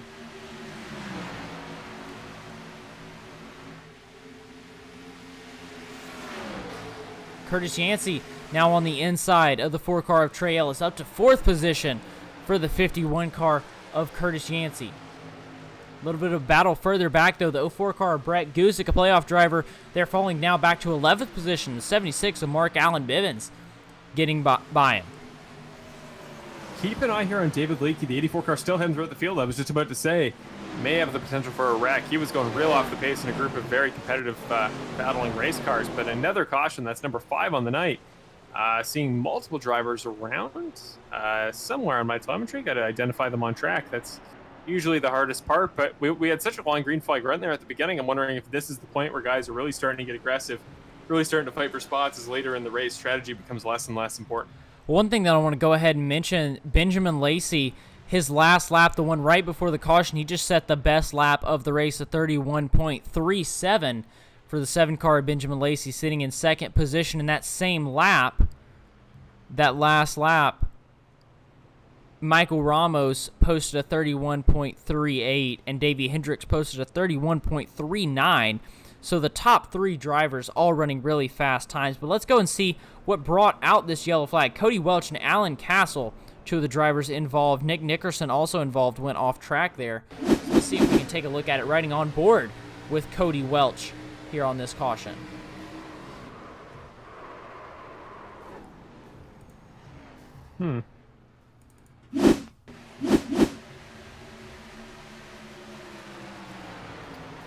Yeah, really just, the last thing we want to see in the series, and something we've seen so little this year, is troubles between lead and lap traffic drivers. And, that was rough. I mean, first of all, there was a big accordion bunch up there coming out of turn number 4, so there was already a little bit of chaos happening. But yeah, you get down there into the tri-oval, and some guys, it's easier to do it than others, especially, going 3 wide. It does take a lot of comfort, and not everybody has that practice from practice, and it seems like in that situation, those guys just didn't quite have it worked out to go 3 wide there. So once he got a little bit squirrely, headed into the outside wall, and as we saw earlier in that wreck between Leakey and Hall, sometimes hitting that outside wall does some unpredictable things, and Cody Welch really just nowhere to go, gets tapped from the outside. And one of your playoff contenders tonight, of course, one of the only 3 drivers with multiple wins this season. That is not what he wants to start off a second round of the playoffs, I can tell you that. Yeah, Cody Welch, Brandon Jackson, and Nick Nickerson all involved in that accident. So that's 3 playoff drivers out of 8 involved in one accident. Not what you want to see. Cody Welch down to 18th position. Brandon Jackson in 17th and Nick Nickerson in 15th at the moment. Lowest playoff driver right now is going to be Garrett Hall, 26 car, back in 28th position. So definitely not what you want to see from him. He pitted on lap 57, a 6-second pit stop there. Only a couple drivers have pitted this lap. Let's see. Trey Ellis, Nick Nickerson, Brandon Jackson, Cody Welch, Leakey, Oberg, Hart, Finsler, all pitted this lap. Tyler Rowland heading in right now. But out front, Michael Ramos pitted on lap 48. Lights still on the pace car right now.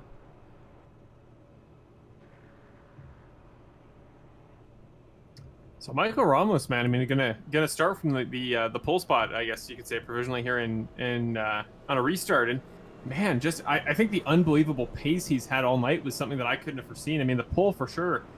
Guys, if they can really get it figured out in a 2-lap period of time, especially on those colder tires there to start off, it's definitely a unique skill set and one that can breed new qualifying pole sitters.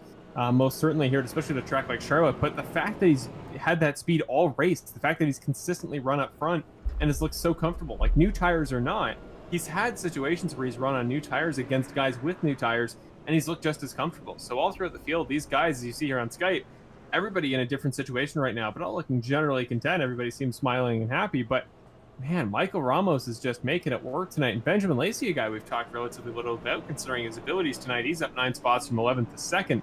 He'll start on the outside row in this next restart. And I feel like the number one thing we've seen tonight, Evan, that really speaks to the style of racing you see at Charlotte, that really anybody can compete, is just how many guys we've seen up in the top 5 and on the front row of restarts. It's been really impressive. Yeah, we've definitely seen a big change all throughout the night in the top 5. We've seen a lot of guys in and out of the top 5, but one thing that I'm happy to see, Cody Welch up there, you see him on the Skype camera, he was smiling, laughing about what happened, even though he's back now a good bit of spots, back in 18th position in that 85 car. But you see Brandon Jackson doing a little dance up there in the top left of the Skype cameras. A couple of seconds ago, though, he seemed like he was fairly angry and ranting on that Skype camera, but little smile from him there. Driver of the 99 car, all these drivers smiling, happy, having a good time going around the racetrack, double filing up after our 5th caution of the night, lap 67 of 100. Again, thank you to all these drivers who provide the Skype camera so that you can see exactly what happens a little bit behind the scenes. You can actually see these drivers in person as opposed to just their virtual self in the car. Would love to have more Skype cameras, but thank you to those drivers that have it. See, on the backstretch now, lights are out on the pace car, getting ready for the 27 car of Michael Ramos to lead us to green here. The 7 car of Benjamin Lacey to his outside. Curtis Yancey and Davey Hendricks on the row behind them. Yes, indeed. Now we're getting ready to go. Jason Greenwell and Penny Hogan, 2 guys important to point out there, sitting in row number 3. Those are kind of some new names up to the front of the pack, but guys definitely have something to prove here off of this next restart. But restart number 6 on the night, getting ready to go here. Michael Ramos, for the 3rd time in tonight's event, going to lead the field to green. He is getting ready on the inside. Good jump of Benjamin Lacey. Quick reaction time there from the driver of the number 7 car, but green flag now for the 6th time in tonight's event here at Charlotte Motor Speedway. Michael Ramos looking at the back of that car. You see, not a bad jump there. Benjamin Lacey not too far behind. Davey Hendricks, though, right behind on the inside of the line. Those 3 forming a pretty quick train to start. And Curtis Yancey kind of rounding off that top 4 as we come through turns number 1 and 2. You see the 7 car of Benjamin Lacey right on the back bumper of Ramos, and maybe looking to the inside here on one of these straightaways. We'll have to keep an eye on that battle. But battling all the way back there, you see Davey Hendricks, Curtis Yancey. As we go back just a little bit further than that, though, Kevin Foster, Greenwell Bivens, and Michaelis now side by side. 76 car of Bivens passing the 07 of Curtis Michaelis. And an important 2-car tandem to mention right now. Brandon Jackson and Nick Nickerson, they're doing their best to work together. They've been giving each other shoves and bumps all the way down the backstretch, and they're working together to slice through this field on older tires as quickly as they possibly can. Now the 2-car underneath the 07 of Michaelis. We're seeing Brandon Jackson just the same. He's moving his way through. He just got, I believe, Mitchell Liam Sullivan just a moment ago. Yes, he has, and now he's trying to go underneath the 07 car of Michaelis. But back up to the front, we're side by side for the lead here. Benjamin Lacey led by 16 thousandths at the line last time by, so Michael Ramos, maybe that pace that he's had all night starting to wear off as those tires get older. But Davey Hendricks, as he's done so many times tonight, seems to always be in the catbird seat, just sets in behind the car that he thinks is going to make the move, and this time it pays off. So Benjamin Lacey, new race leader, becomes, I believe, your 6th of the night. But now Davey Hendricks right in behind is trying to settle in, use that inside line, and pass the 27 car of Ramos. Yeah, there's the battle. You see, looking out the back of the Lacey, the battle between the 54 and the 27. The 54 is going to take it. The 54 of Davey Hendricks in 2nd position. New leader, Benjamin Lacey. 2nd place, Hendricks. 3rd place, Ramos. And 4th place, Yancey. A new fastest lap of the race, though. Nick Nickerson just posted a 31.28. Quickest lap of the race so far here on lap 72 of 150, posted by Nick Nickerson in the 8 car as he works his way back up the field. Yeah, he is just on rails right now. You see right behind the 88 car of Benny Hogan, who's been running impressively quick on this current stint, actually. But, you know, the way Nick Nickerson is moving, you got to think that is going to continue. A little ways further back, though, of course, you got to mention Ricky Hart Jr., who's kind of been all throughout the field in tonight's event. The 64 car, 1 win on the season, looking to make it 2 at a track that seems like it'd be right up his wheelhouse. And, well, now he's going to move up into the top 12, but still a few more spots to go if he wants to make it up into the top 10 and really out of the draft from the guys ahead. So he's got to put down some Nick Nickerson-like lap times if he wants to make his way up there. But right now, Davey Hendricks trying to keep up with the cars in front, but he's cleared Michael Ramos quite comfortably. So the number 27 car falling back now might be compared to the 51 car, my pick for tonight's event. 54 and the 7 looking to catch each other up front, but there you see the battle really between the 27 and the 51. The 51 flashing in and out just a little bit. Maybe some internet connection issues there, I don't know, but 51 of Curtis Yancey able to take the position, get up to 3rd. 27 of Michael Ramos back down to 4th position. Kevin Foster and Jason Greenwell still in the back of this top 6 train that is being caught up to quite rapidly by Nick Nickerson right behind the 83 of Jason Greenwell. Might get him in the next couple laps at the pace he's going. He has just been flying. But yeah, Kevin Foster and Jason Greenwell doing a great job here to keep up. Michael Ramos now actually closest as he's been really all race to the rest of this, or all stint, I should say, to the rest of this pack. Curtis Yancey right ahead of him. They're really not falling back too far off of Hendricks and Lacey now. They're kind of in that perfect spot, about 6/10 back in the draft, that they can keep up as best they can. But really, if I'm Lacey and Hendricks, just kind of settle down at this point, run some laps on this stint, just try to keep it up there. And I mean, Davey Hendricks might be the most enviable position right now because he can burn off a little bit of fuel and stay up there in that lead spot. And I think track position, if we get more cautions towards the end of the race, might be more advantageous than the guys that are kind of working their way through on newer tires like Ricky Hart or Cody Welch. Yeah, and we look at the back. Trey Ellis now making a pass on Terry Condis. That pass there for 13th position. Trey Ellis able to make the pass and get up in 13th position. Now he's going to hunt down Curtis Michaelis there in front of him. But another pass right here, the 64 car of Ricky Hart Jr. able to get by Mark Allen Bivens to work his way into the top 10. Now hunting down Benny Hogan up there in front of him in 9th. Earlier, though, I asked you guys who you thought was going to win here this week at Charlotte, and 3 answers, and all 3 the 85 car of Cody Welch. So if we look at Cody Welch, here he is actually making a pass right now on the 18 of Mitchell Liam Sullivan, or battling with Mitchell Liam Sullivan there in turns 1 and 2. Now heading onto the backstretch, the 18 right now sitting in 16th position, looking to get that 15th position. There you saw him. He was obviously up in front before that last caution, involved in that last caution, but the 85 car of Cody Welch, that's who you guys think is going to win. He's battling for 15th position right now. After that last caution, he has a long way to go, but he has time to get there. 78 laps down out of 150. Yeah, absolutely. We only just got to the halfway point of tonight's event, so Cody Welch has time on his side. It's just a question of how quick can he slice through some of these guys that maybe on an alternate pit strategy. But now Kevin Foster making the move there on Michael Ramos, who looked like he was regaining a little bit of momentum up there to Curtis Yancey, but has now dropped back by a full second. So Kevin Foster up into the top 4. He's had kind of a quiet race tonight, kind of a last quiet couple of weeks, but this has been kind of a resurgence for him. The 8 car has found himself up in the top 5 all night, and Jason Greenwell, the way he's going, right behind the number 27 car, Michael Ramos, going to have a good run here off the corner as well. Was able to keep it right there on the bottom without lifting. So the new tires, some of these guys are really playing an effect here this late in the run. And the 27 car, maybe that early pit stop you talked about there, Evan, maybe taking 4 tires unintentionally. Maybe that might be coming back to bite him at this point.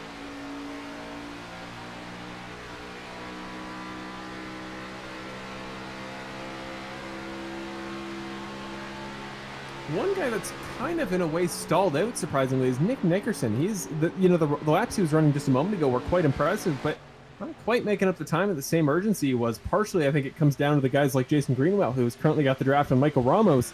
Guys like that have the stronger slipstream, make them much quicker there on the straightaways, and it's certainly something that can play an effect in terms of overall lap times. But yeah, Nick has just kind of fallen off. Maybe the tires, the tire conditions that he had earlier that were so advantageous, maybe starting to fall off a little bit for him, or maybe these guys up front really just are that quick. We saw Michael Ramos, we saw how quick he was, but now we might have to worry about Ricky Hart Jr. Will Mr. Nick Nickerson, the 2 car, because he's not too far behind. But for now, this battle continues between Ramos and Greenwell, and I know I always talk about momentum, but maybe Ramos starting to even it out. You know, he's stayed impressively up front the last couple corners, but 3 laps in a row now that he's defended from Greenwell.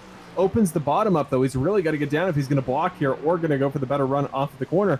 But a little ways further back now, we see the battle between Trey Ellis heading to the inside of the 07 of Curtis Michaelis. Yeah, we saw that battle. We saw Trey Ellis get by for that 11th position, but now we head back to that battle up front, and Greenwell able to get by Ramos. Greenwell taking 5th position. Ramos back to 6th position. A couple battles on the track now. Let's look at Trey Ellis again, though. Trey Ellis able to get by the 88 car of Benny Hogan. Trey Ellis worked his way up into the top 10 for the 4 car. Yeah, Benny Hogan, tonight's biggest mover, really starting to have issues keeping it off that outside line. Not a fault of his own. I know he's just pitted a long time ago. So the 88 car having a tough time there as he lets a couple guys by, just trying to get some traction in those tires. Not seeming to work, though. So he'll let Michaelis by. I think he's going to move down to out of the top 10. Yeah, now into 12th. So he's moving backwards. But a little ways further up in the field, this battle between Nick Nickerson, not the battle that Nick Nickerson would have won just a moment ago. He was watching Greenwell and Ramos battle, but now he's got to worry about Ricky Hart Jr., the 64 car out of nowhere, finding pace at this point in the race. This stint has been really kind to the 64 car. Now he's going to look to the bottom, side by side, and with the grip that Ricky Hart has had the last couple laps, I think he's going to have what it takes to clear him. They're going to be side by side as we come up to the trial, but going to be a better run off the outside for Nickerson in the 2, but keep an eye on the 64 car there. Still got his quarter panel to the back bumper of the 2 car as we come up towards turn number 1. Again, great entry there for the Nickerson number 2 car, but man, 64 entry at Ricky Hart still going to have the run. The question is, where will Ramos side? The slipstream could be crucial here down the backstretch. Going to go to the high line, so Nick Nickerson should have the advantage. What a great side-by-side battle we're seeing here at Charlotte.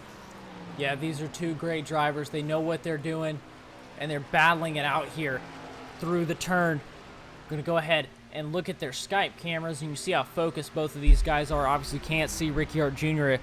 as well in VR, but you see Nick Nickerson and how focused he is battling there. 64 car is going to be able to take the position away from him.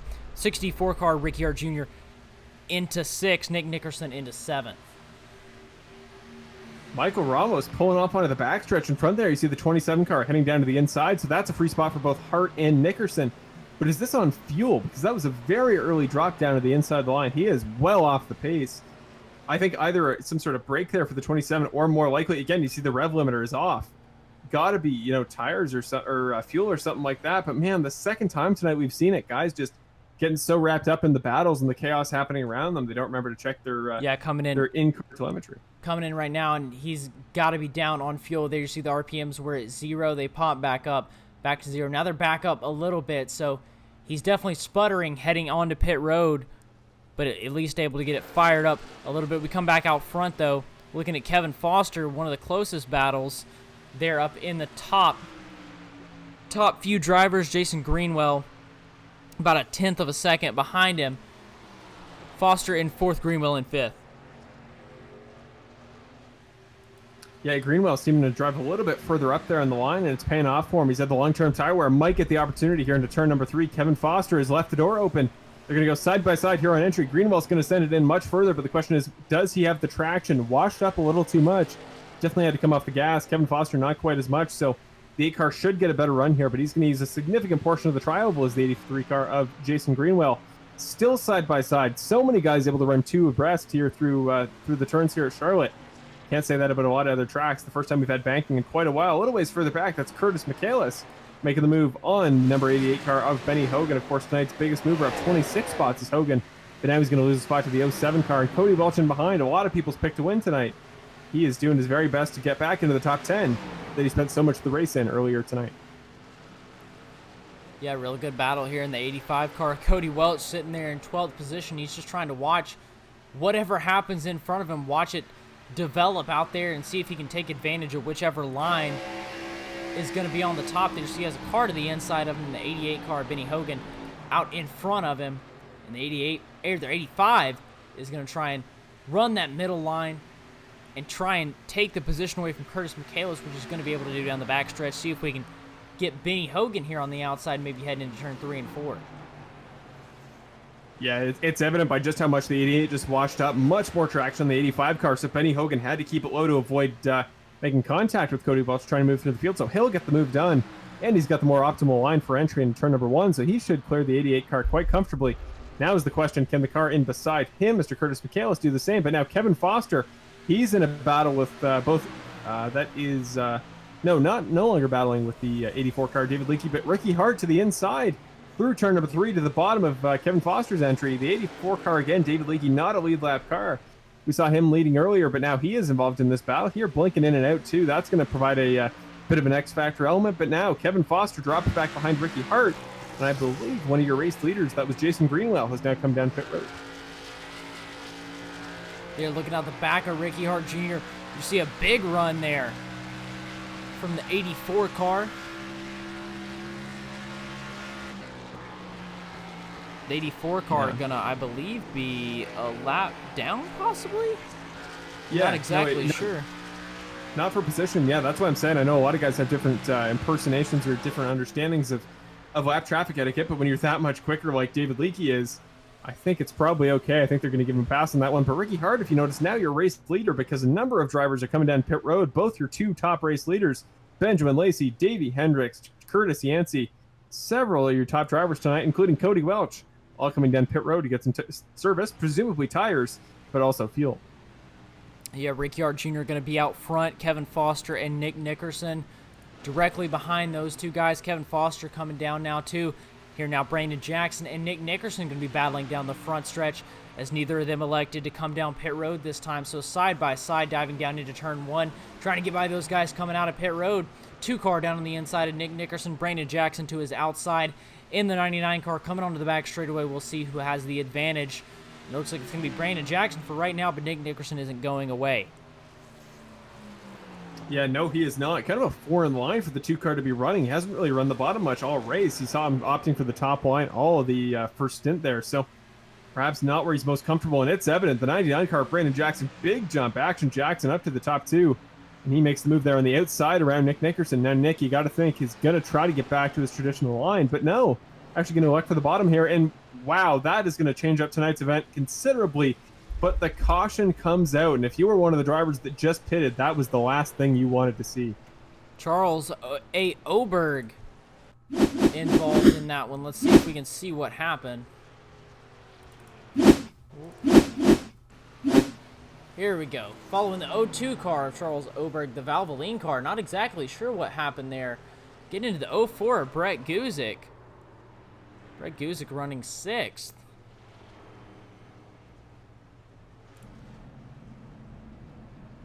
Let's see if we can watch it one more time.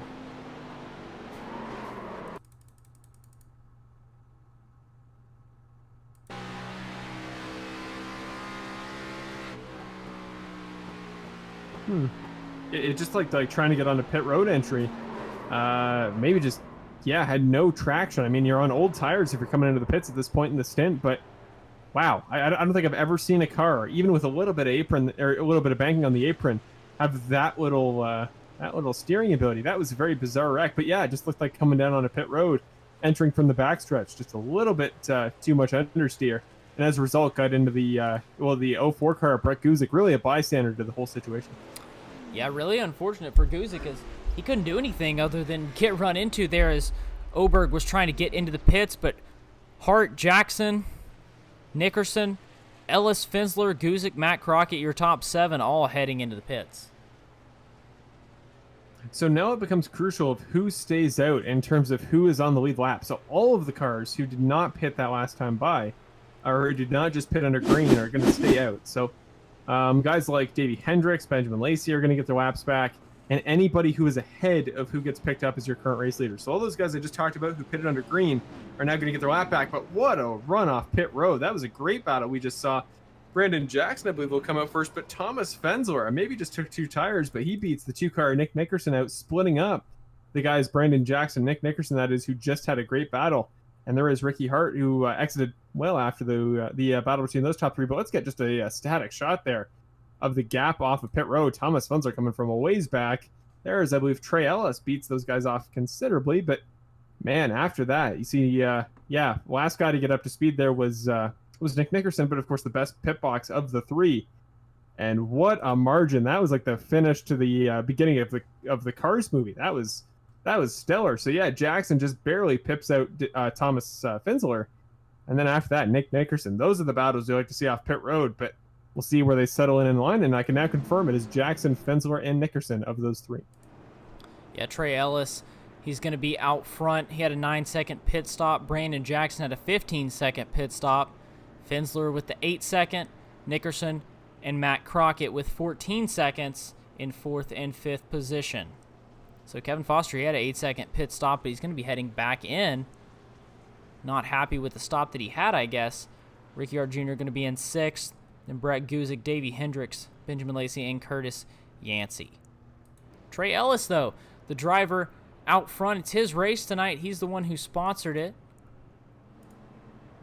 The Limb Loss Awareness 150 here at Charlotte Motor Speedway. So a good race to be out front leading when you're driving out there with just your right leg, don't have the left leg to brake with. Definitely a good one to be leading for the 4-car of Trey Ellis. Hopefully he can stay out front up here. 97 laps down of 150. Almost got 2/3 of the race over with. Brandon Jackson going to be up there front row on the outside. Thomas Fensler and Nick Nickerson going to be in the 2nd row. Ricky Hart Jr., a problem here. Not sure what's going on with him, but not at his seat. Should be in 7th position, but he had to step away there for a second, so not exactly sure what happened to him, as we will watch for him to come back. This could be, case in point of why you don't drink a lot of water right before a race, or it's could be a hardware issue. Of course, not hoping that is the case. Doesn't appear to be a network thing. Would have thought he'd have a little bit more latency if that was what it is. He has decent network connection, so I'm going to assume that's not it. He is back. He has returned. If he gets back up to speed ahead of the lead lap, he might still be okay. He'll lose a couple spots, but he would remain on the lead lap, and I think that's what he's done. He is okay. So Ricky Hart, whatever that may be, even if it was the bathroom, that is great heads up ability there to head away, come back, and man, to know what he was leaving for, to have a camera at that, I would give anything in the world, because man, that's something you only get in sim racing. You're not going to get a real life situation where somebody just hops out of the car, comes back, runs back to the pits. Man, that was something fun to see, but he's back up to speed, and Ricky Hart will rejoin the pack for this next restart. Yeah, if we have another caution, we'll have to see where he went.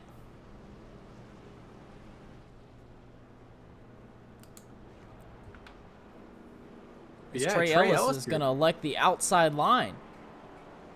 Yeah, I was going to say, kind of been the thing for a few guys, particularly Brandon Jackson. So maybe, I don't mean to suggest that this is entirely a strategy call in reference to the guy next to him on the front row, but Brandon Jackson, we've seen how quick he is from that top line. That's just kind of his comfort zone here in terms of how to take corner apexes. So the fact that Trey Ellis is going to elect for that, maybe something to say for that. But man, Trey Ellis tonight, as you mentioned, Evan, what a perfect night to have the night he's had. Not only has Michael Ramos been one of our standouts in tonight's event, Thomas Fensler as well. Shout out to him. But Trey Ellis, man, he's had everything it takes to be up there and be comfortable sitting up there towards the front.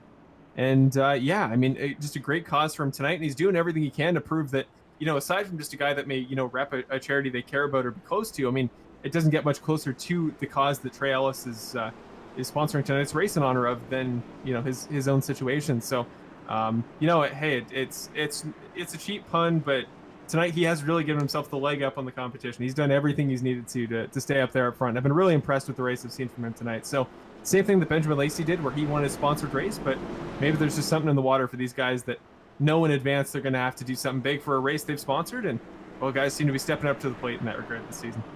Yeah, I feel like normally everybody has a leg up on that number 4 car, but definitely not tonight. Tonight it looks like the 4 car has a leg up on everybody else, starting from that lead position there on the outside lane, front row. And we'll see what he can do on this restart, heading down the back stretch. 4 car on the outside, 99 on the inside.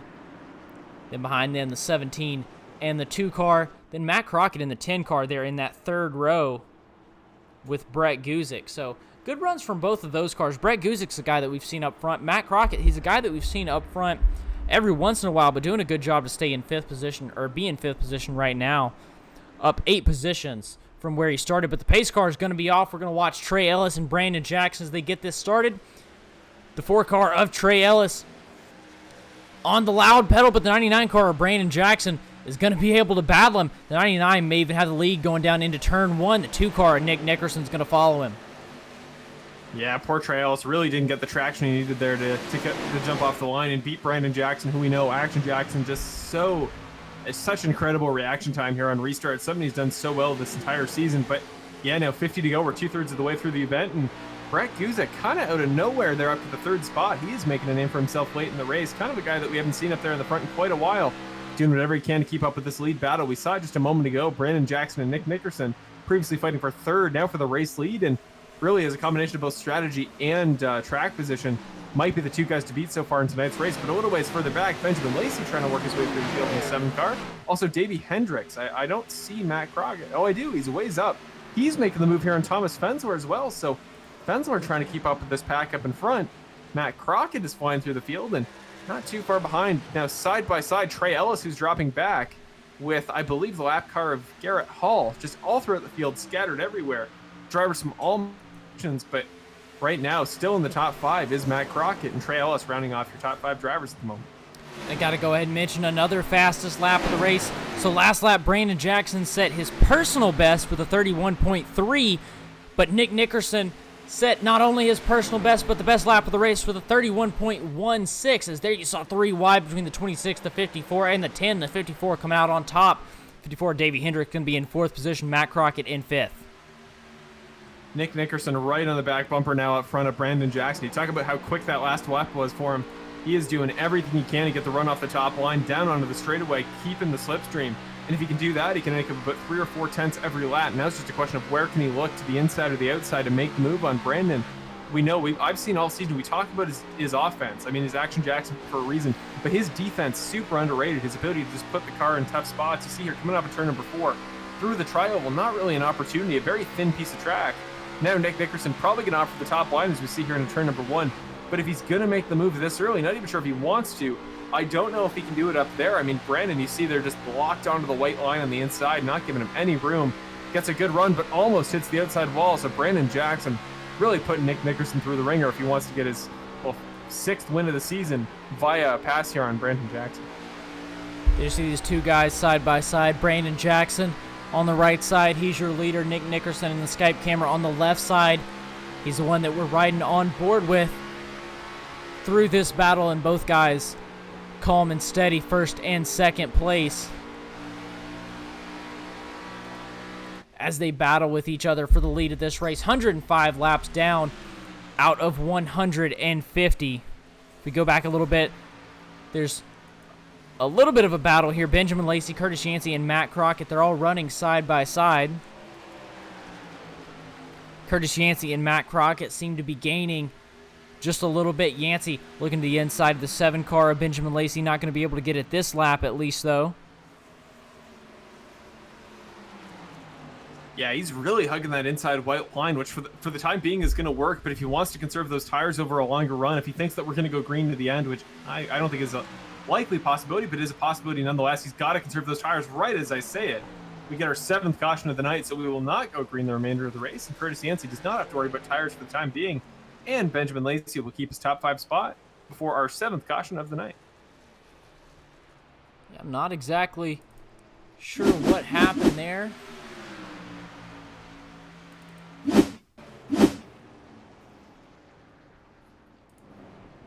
See, I would assume that it has something to do with these drivers. Let's see if we can take a look and see if we can see who that is.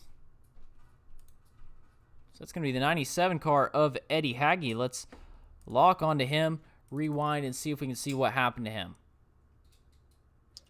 Yeah, it looked like through corners 1 and 2 gets turned by the 38 car of Peter Murphy. Kind of a weird situation there, considering where he was sitting. He was up on the high line, but Peter Murphy, it looked like on the top side, was forced up there by Mark Allen Bivens. Didn't have the comfort in his tires and his traction there to keep it on that low line. So basically trying to send it 3 wide there into turn number 1 here at Charlotte, which is easier said than done. As a result, kind of similar to the Hall leaky incident we saw earlier. Just once you put that car in front, it can be tough to correct, and as a result, Eddie Hagge gets sent around. Yeah, the 38, the Eastwood detailing car, just dove it down in there, and Eddie Hagge had the spot. And Pretty good incident there between the 38 and the 97.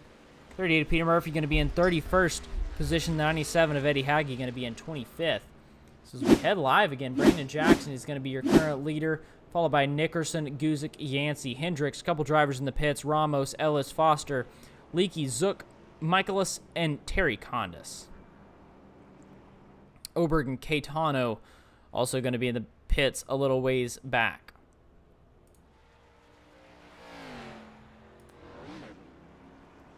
Yeah, we're going to have a great battle here off pit road once again. There's Michaelis, Foster, I believe that was Hart, Leakey, and Condis. So, I'm sorry, not Hart.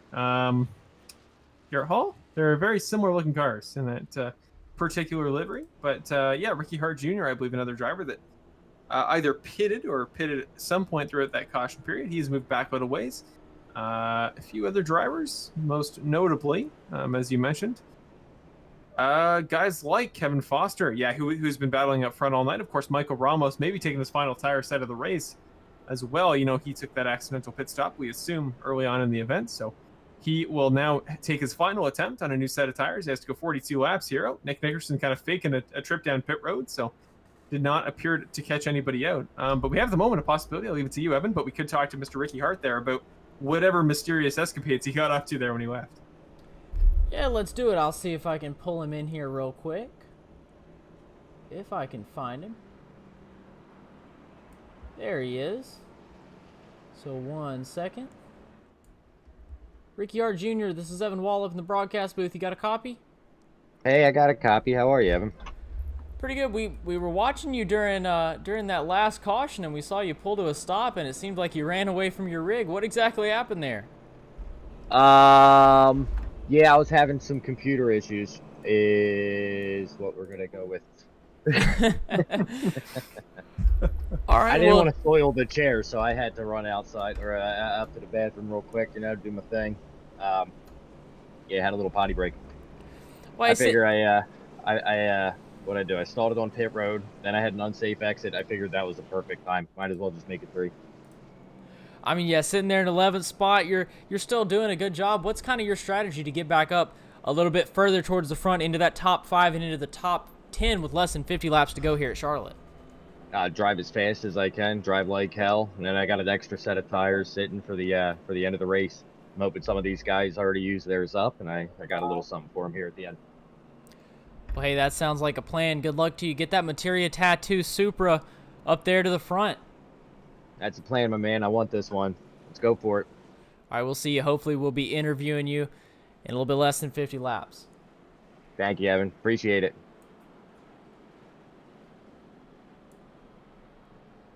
All right, that was Well, there Ricky you Hart go. Jr.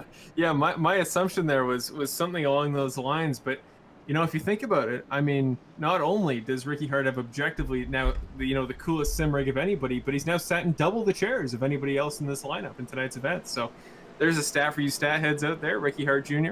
leads the series in multiple number of chairs sat in a race. So there you go. That is something new. I've never seen that in sim racing. I believe it's happened before in some sort of NASCAR event where as a result of a bathroom break they had to switch drivers at a certain team. But there you go. That shows the human side of even a driver as talented as Ricky Hart Jr. But now coming to this restart, Brandon Jackson and Nick Nickerson, both guys who, well, all season have just been at each other's throats. I mean, you remember, not in a hostile sense, but remember back to a race at Auto Club that I called earlier this year. These two guys were really the star attraction, the main event of that entire race. Of course, neither ended up winning at the end, but they battled all the way throughout there. I believe our race at Iowa, they were super competitive, where Brandon Jackson got his win. So these two guys are objectively been the most talented all season, the most well-rounded.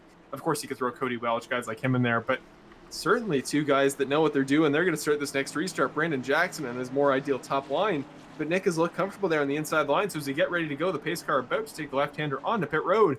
Going to go to our 8th start of the night, 7th restart. Brandon Jackson, the control car from the top line. Nick Nickerson with a considerable gap to the car behind of Brett Guzik. But Brett gets a good jump, and so does Brandon Jackson. Green flag for the 8th time tonight here at Charlotte Oval. And man, Brandon Jackson just did everything he needed to get about a 3 or 4 tenth gap to Nick Nickerson. Yeah, nice gap there for Brandon Jackson as he's going to have the lead cleanly. The battle here back a little bit further. Brett Guzik and Curtis Yancey.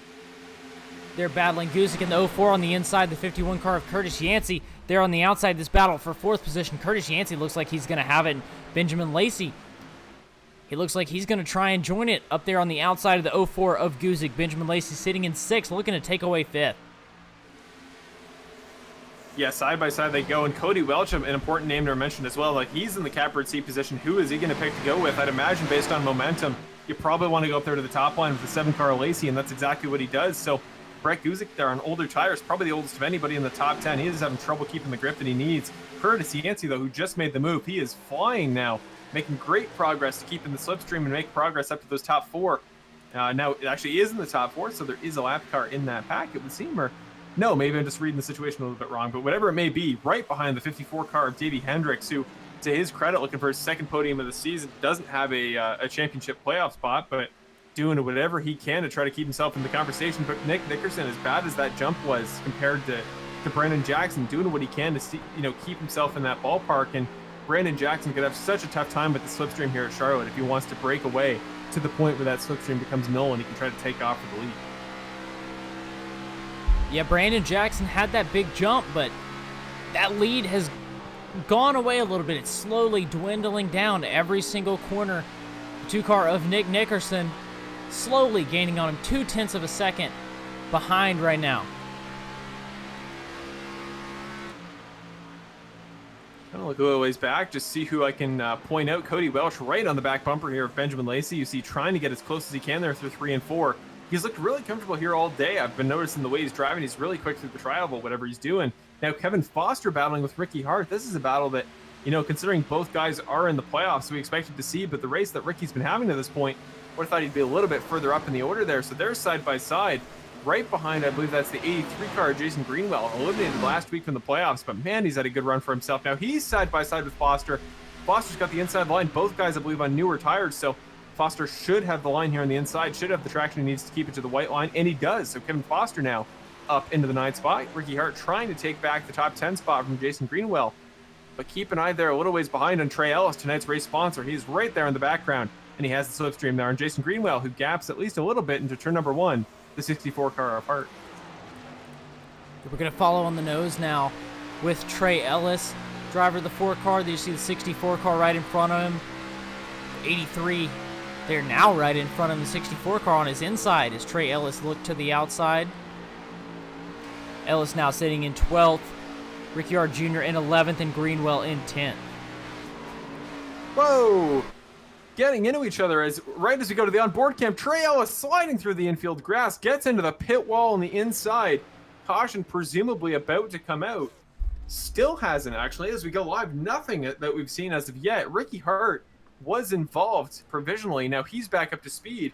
Trey Ellis as well. So both guys did take significant wrecks off the inside wall as a result, but no caution. The last thing you want to see for if you're either one of those guys. So a harsh wreck. We may have to go watch that back a little ways later, but wow, I would have thought for sure based on what we just saw that would be a caution.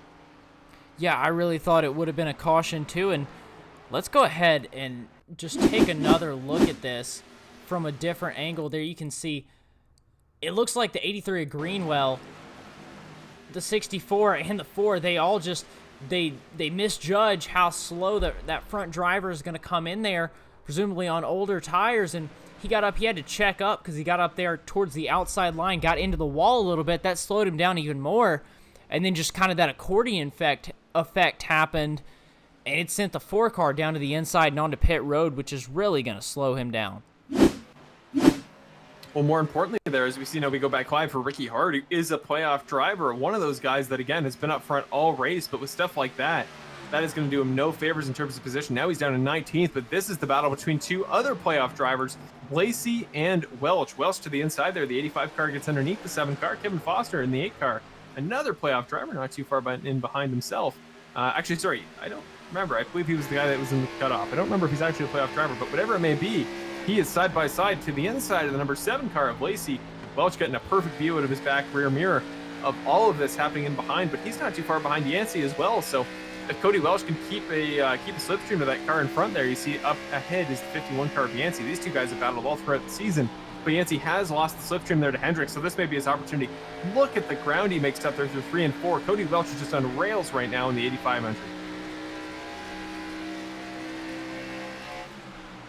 One thing to note, Michael Ramos heading in the pit lane, but let's look at this battle right here that's really developing. We were watching it on the onboard camera, but now let's look outside the 85 car. Cody Welch right on the bumper of the 51 of Curtis Yancey. Whoa. Yeah, Kevin Foster, huge send there to the inside. He's going to get up to the inside of Welch. Now he'll take over the responsibility of slipstreaming and drafting on the 51 car. He's going to peek to the inside as well, off the exit. What a corner there for Kevin Foster. Picks off 2 drivers in 1 corner. He'll have the lead at the line there from the 51 of Yancey, so up into the top 4 for Kevin Foster. Now Cody Welch going to fall in behind Curtis Yancey a little bit too high. Hasn't run the high line too much tonight, so maybe won't be quite as comfortable. Yeah, he's going to slap back into the inside there with Welch. And keep an eye there on Benjamin Lacey, not falling back an inch. But let's look up front. Look at this battle again, the 99 and the 2. Arguably two of the best drivers on the racetrack right now. Throughout the season, they've been 2 of the most consistent no matter which track you go to. And here they are battling up front. Nick Nickerson right on the rear bumper of Brandon Jackson. They've been like this a couple laps. Nick Nickerson's closed a little bit the last couple of laps, but they've really been battling for a couple of laps now. 123 laps down of 150. Brandon Jackson maybe pulling away a little bit now. We'll have to keep an eye on it, though. Just as I say, he might be pulling away. The 2 car, Nick Nickerson, making a move there to the outside. Oh, no, he had to check out big bad time there on exit. It looked like it was going to work there on entry. Made up a significant amount of ground. Almost got back completely to the outside of the 99 car. But yeah, really had to lift there on exit. We're starting to see the tires go on these guys. Ricky Hart mentioned that he's got a spare set waiting. That is going to come in handy for some of these guys. Now, side by side, Kevin Foster back up into the podium spots. What a move there on Davey Hendricks. Hendricks in the 54 car just did not seem to have the grip from that top line that you need to hold the spot. And as a result, he's going to lose the top 3 spot to Kevin Foster, looking for his 2nd podium of the season. And a little ways further back, this great battle between Lacey and Yancey. Yancey's going to lose another spot to Lacey, so maybe Curtis Yancey there in the 51. Having trouble conserving the rubber there on that number 51 car. 84 Jason Greenwell going to be coming in the pits as a couple of guys get by him, and these Benjamin Lacey and Curtis Yancey still battling. Yancey with some more internet troubles that seem to have been plaguing him all night, but Lacey able to get by him on the backstretch, a couple tenths of a second out in front. Yeah, it's really worrisome not only for him, but the drivers around him. You really get nervous driving around a guy who you can't always see, so we got to see if that affects the way that he battles guys or that other guys battle him towards the end of this race. Now, Benny Hogan, a top 10 driver, sits 9th as he enters the pits. He's going to head into pit lane. Tonight's biggest mover, 27 spots up for the number 88 entry. But back up to the front here of this battle, Nick Nickerson doesn't appear to have the straight-up traction, the straight-up grip that you would need to make green flag lap times as quick as Jackson. But thanks to the slipstream, it really doesn't matter, and he's trying to send it in, trying to get close. And with 25 laps to go in this race, that is a fairly long time, about, well, probably 13, 14 minutes in terms of race pace overall. But man, that is not enough time for a guy that maybe needs a new set of tires to get up to speed without a caution. So Nick Nickerson, if he can't keep up to Brandon Jackson on this tire set, he'd better hope one of those guys in behind comes to shake things up, or that we get another caution before the thing is done. Now the 51 car of Curtis Yancey on pit road, as is Matt Crockett, Sawyer, Cody Welch, also just heading off pit road. Yeah, and the final tire stop for some of those guys, that's going to be key, is towards the end.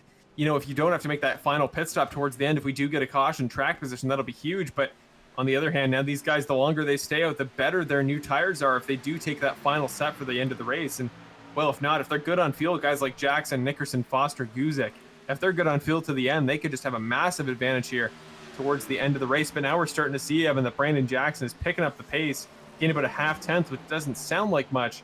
But in a battle like this where the slipstream is so integral, that really shows the sign that your tires are better than the guy behind him. Yeah, and Kevin Foster, he's right behind all this, and he's gaining on him, honestly. Kevin Foster is, I believe he was over a second behind before, and now just under a second behind Nick Nickerson. So you see Nickerson under the inside of a lapped car up there in front. That's a 23 car of Victor Weaver. The Brandon Jackson just got by, and now Nick Nickerson is working to get by as well. Ricky Hart Jr. pitting from the 8th position now, 64 car. Oh, and now so is Nick Nickerson in the 2 car. Final pit stop there from, he came in real hot there into pit road, but I think he got it woed up in time. So now Kevin Foster will take over that number 2 spot. Brett Guzik should take over 3rd, provided he doesn't pit. But he does. So Brett Guzik is down pit road as well. Now Cale Zook becomes provisionally the car in third. But yeah, Kevin Foster here, not a playoff driver any longer, but looking for a win just to justify all of his troubles.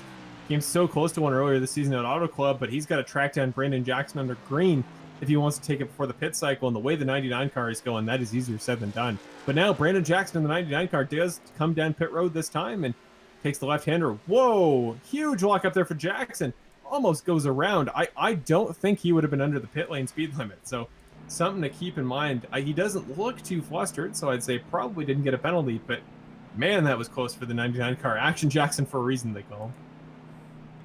Yeah, we're going to have to keep an eye on Action Jackson and see if he has to serve a penalty here. Not exactly sure.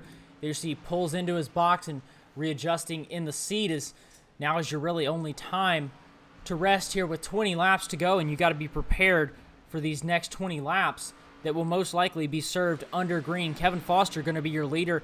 Like you said, he almost had the win earlier, and he was just barely out of the playoffs.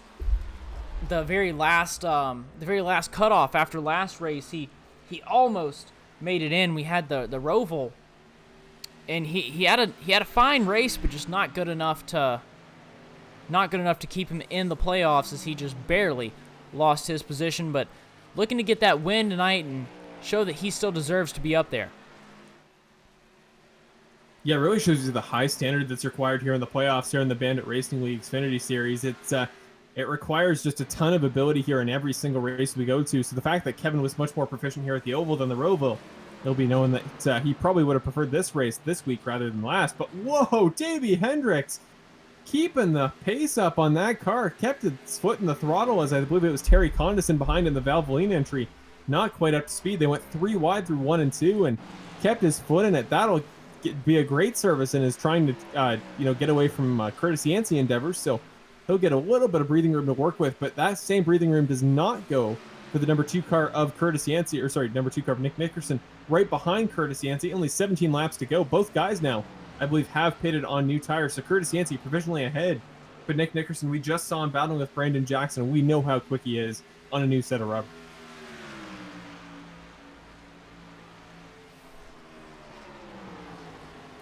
Back up to the front here, though, I believe the 8 car of Kevin Foster probably coming down pit road this time. No, he's just going to let the 54 car of Davey Hendricks by. It didn't have a ton of traction, I guess, so you see just how much he is off the pace there on these older tires.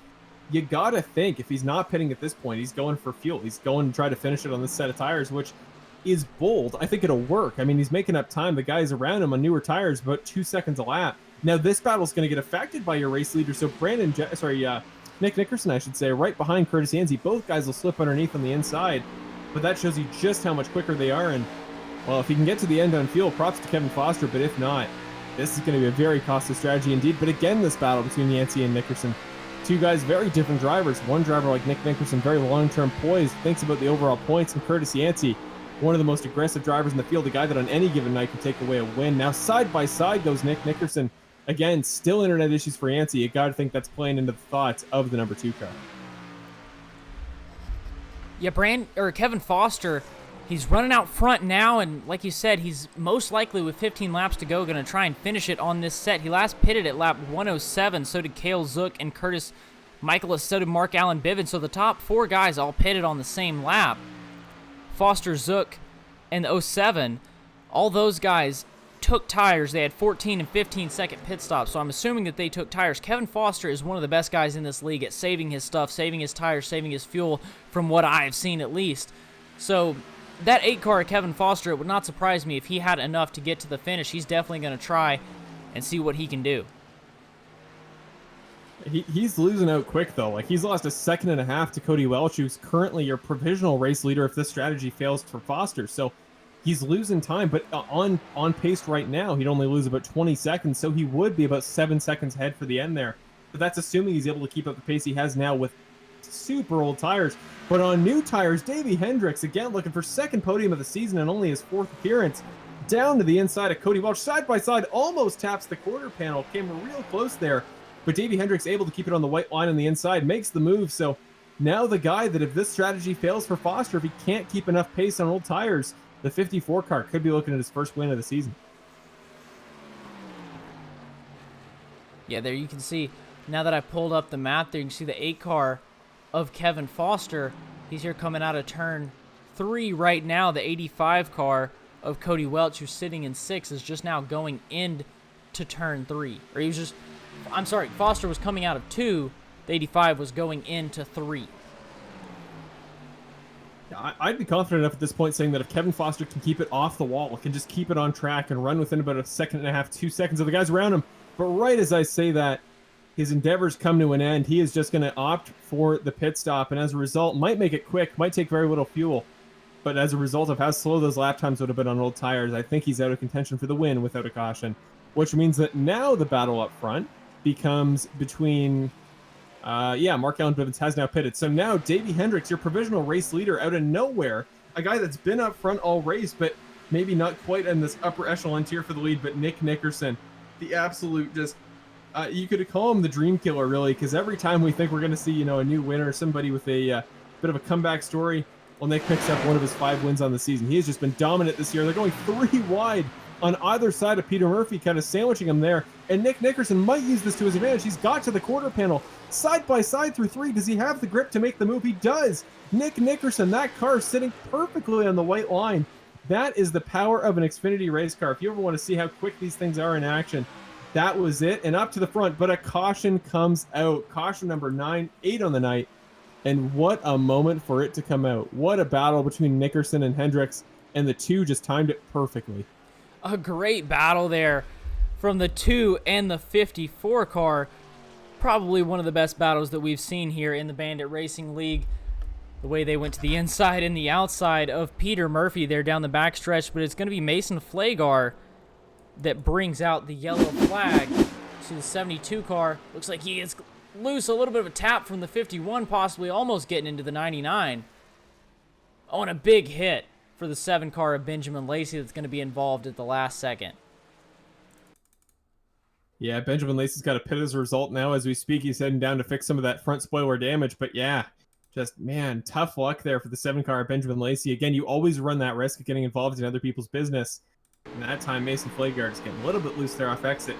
That was about all it took. And yeah, man, it can just be tough, really.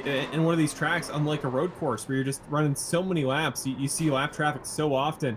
It can be so tough to predict exactly where you need to go to avoid, but also when you're going to come up on lap traffic. And yeah, just nowhere for the 7 car to go. And poor Mason Flagar, because 72 car had been having a really nice race tonight. I was really happy with what he was doing. So not what you want to see to end off his event here at Charlotte. Following along with Benjamin Lacey here. You see the car get sideways in front, and there's so much smoke. Can't tell where to go and nowhere to go, but right into the 72. Still drivable, though, obviously. Doesn't look like it's hurt too bad. Hopefully that 7 of Benjamin Lacey can stay up front. There you see the 72 car, Mason Flagar, and the 7 down there on the bottom. Looks like they're both heading to the pits. Mark Allen Bivens also in the pits. So is Charles Oberg, Anthony Caetano.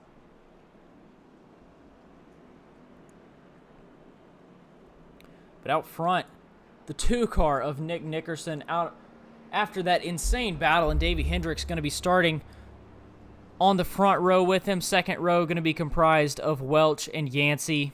Brandon Jackson going to be behind them with Jason Greenwell. Brett Guzik up 12 positions from where he started to be in 7th right now, and Benny Hogan up 28 positions in the 88 car from where he started to hang out in 8th. At the moment. So a good job from him. Well, this is going to be probably the most star-studded late race restart we've ever seen. First of all, obviously, Nick Nickerson, 5 wins on the season, looking for 6.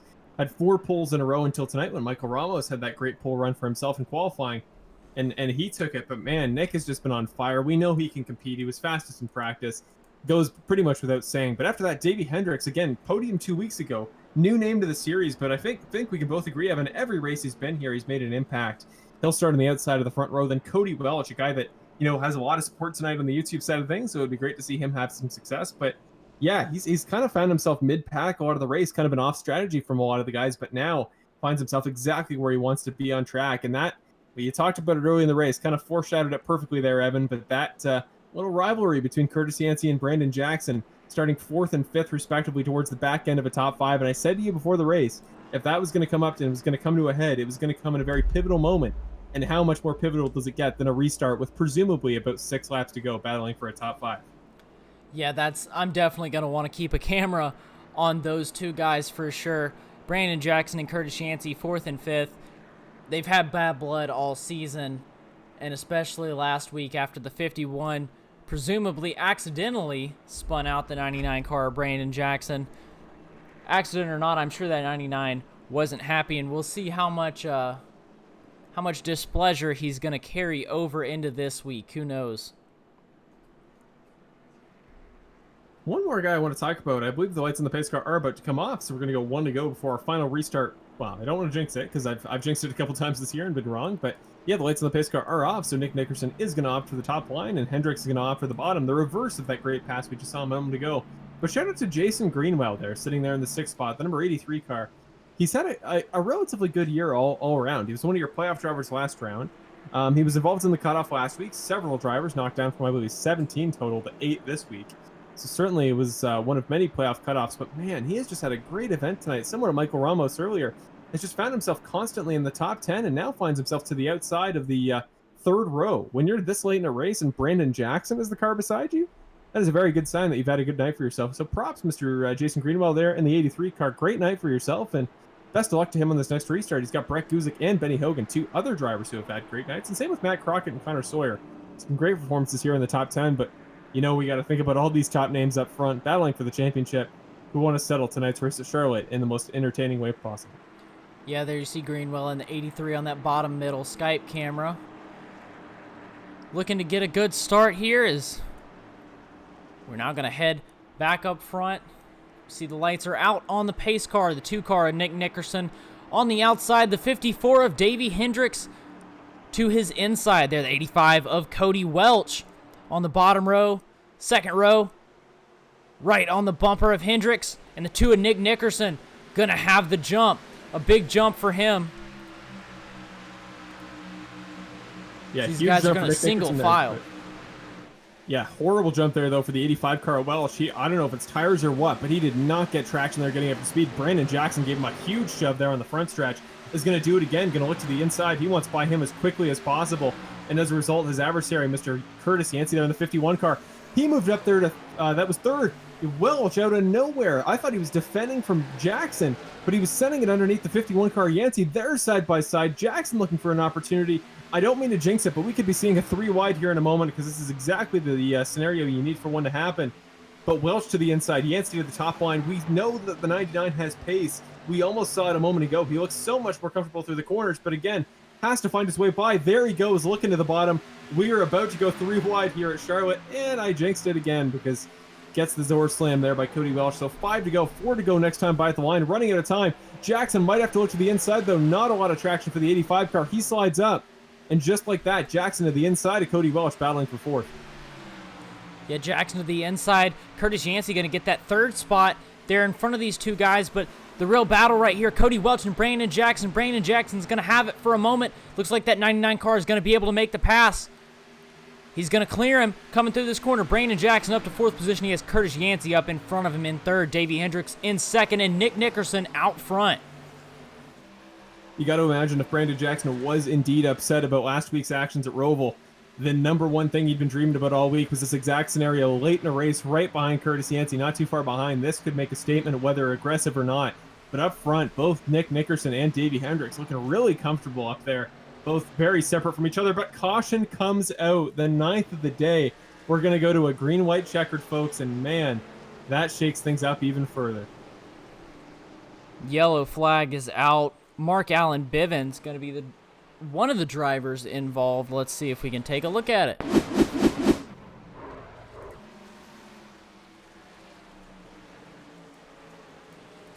think we're going to need to rewind just a little bit more from there. Mark Allen Bivens involved with the 07 car.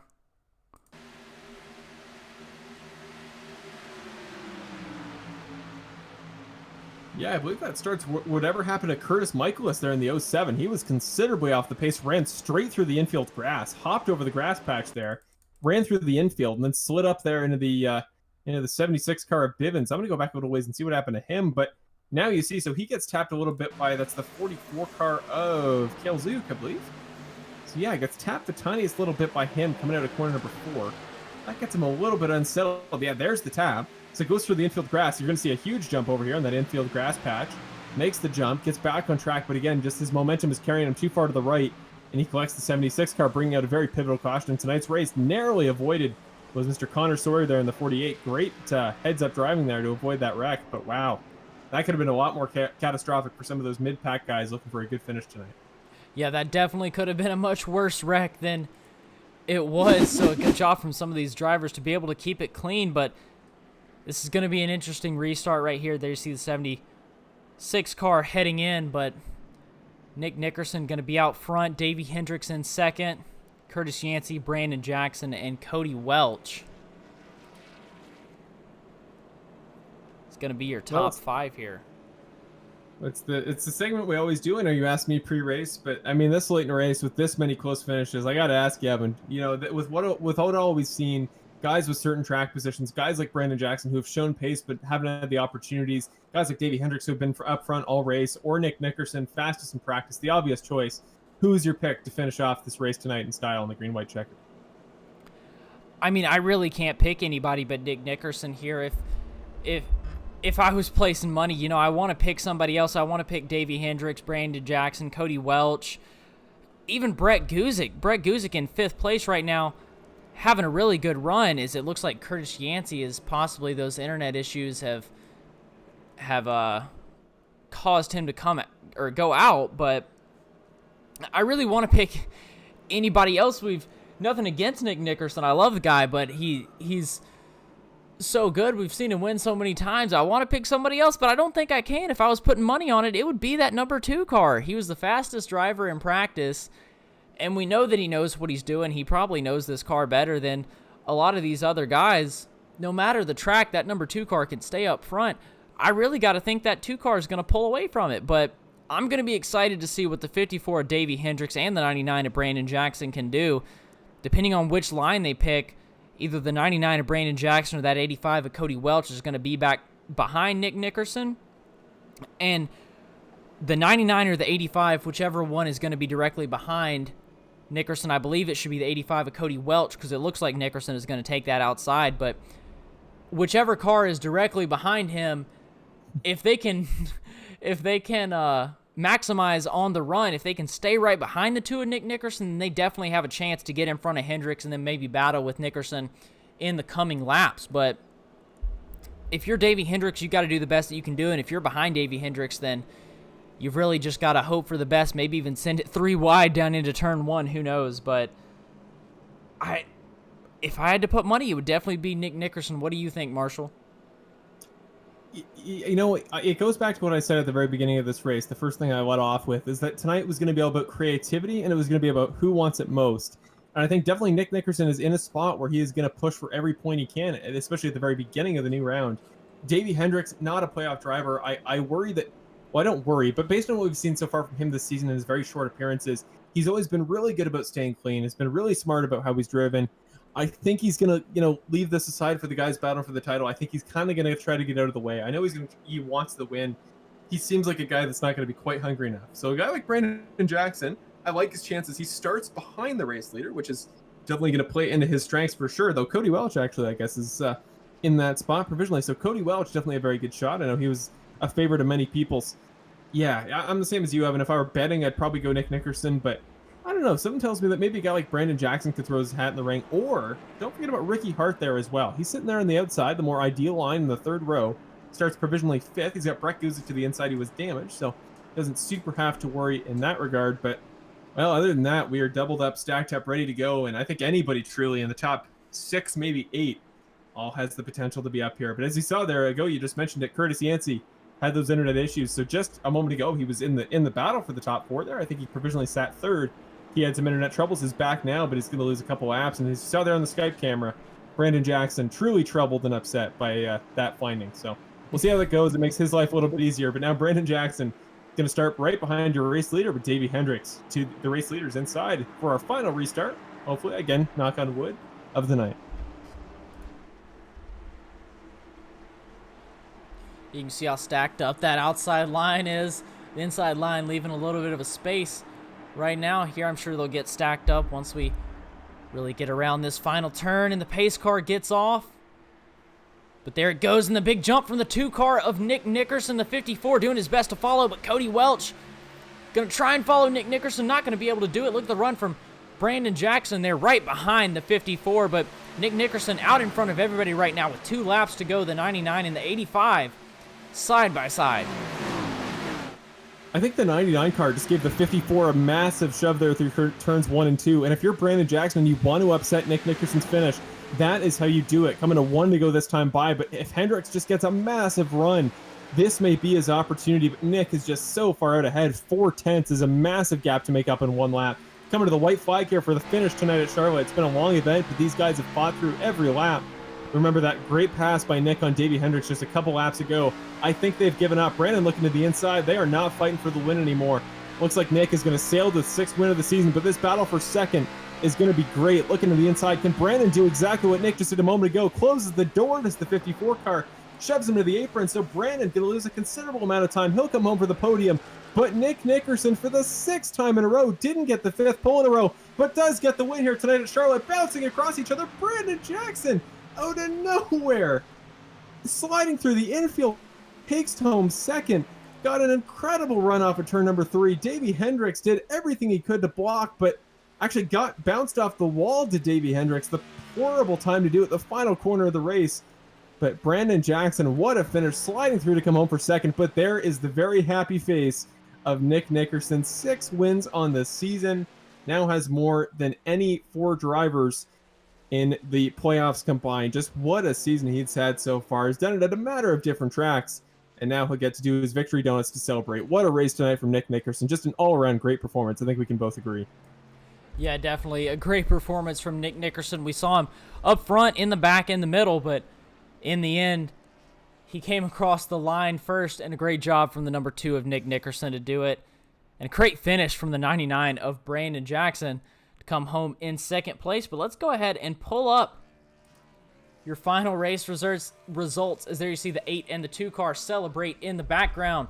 The Arizona Motorsports number 2 car of Nick Nickerson, of course, coming home in 1st position. Brandon Jackson in 2nd, followed by Hendricks, Cody Welch, Ricky Hart Jr. in the 64 car to round out your top 5. Then Cale Zook in 6th. A good run from him in the 44 car. Kevin Foster, the 8 in 7th. And Brett Guzik, the 04 in 8th. Followed by Benjamin Lacey and Mark Allen Bivens. A good run from the 76 car, getting a top 10 tonight. Then in 11th, we got Jason Greenwell, one of those drivers eliminated last week in last week's playoff cutoff, but does a great job tonight to bounce back and come home in 11th. Benny Hogan after that will come home in 12th. Michael Ramos, tonight's pole sitter. Great event for him overall. Unfortunately, just couldn't quite round it out there with the top 10 towards the end of the event, so he'll come home 13th. David Leakey rounds off the top 14 with Matt Crockett in the top 15. He has a pretty considerable period of time in tonight's event in the top 10, so good race to him. Connor Sawyer will come home in 16th. Mitchell William Sullivan in 17th after that. Nick Dornick making his debut tonight, qualified in 7th, but unfortunately will finish down in 18th in the end, but not a bad performance for his debut. Curtis Michaelis comes home in 19th, and around off your top 20, Mr. Eddie Hague.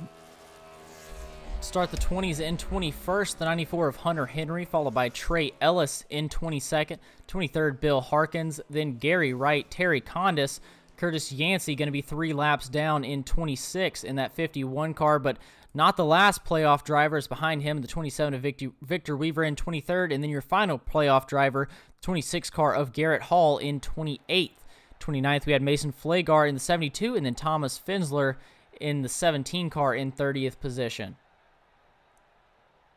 To bring tonight's field to a close, we got Peter Murphy finishing in 31st. Charles Oberg comes home in 32nd. Tyler Rowland was at one point up 32 spots from his qualifying position, but unfortunately can round it off tonight in 33rd, 91 laps down. Now in Castle after that comes home 34th. Anthony Caetano in 35th. Drew Kenny in 36th. And James Hartley rounds off tonight's lineup in the 37th position. Yeah, and a shout out real quick to James R. Hartley, driver of that 98 car, the Michigan racing car. 143 laps down. Wanted to get him on an interview tonight. I know he lost a pet, which is always really hard, losing a pet that's really close to but he ran a special paint scheme tonight, only able to run a couple of laps before he headed out, but thoughts are out to him. It's always terrible, when when you lose a pet. You hate to see that, losing something that you're so close to, but let's go ahead and we're going to head to a commercial break real quick, and as soon as we get back, we'll have your interviews, so we'll be right back.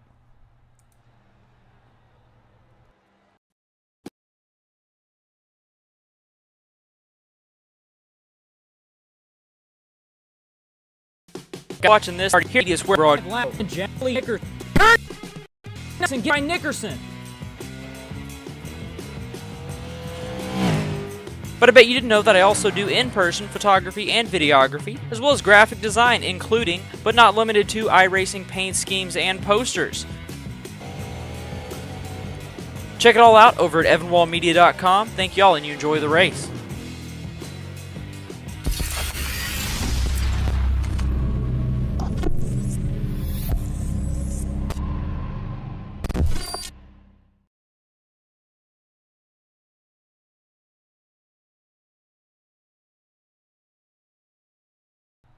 All right, as we come back here, I'm going to go ahead and throw it down to Marshall Crocker Jr., who is with your third place finisher, the 54 car of Davey Hendricks. Go ahead, Marshall.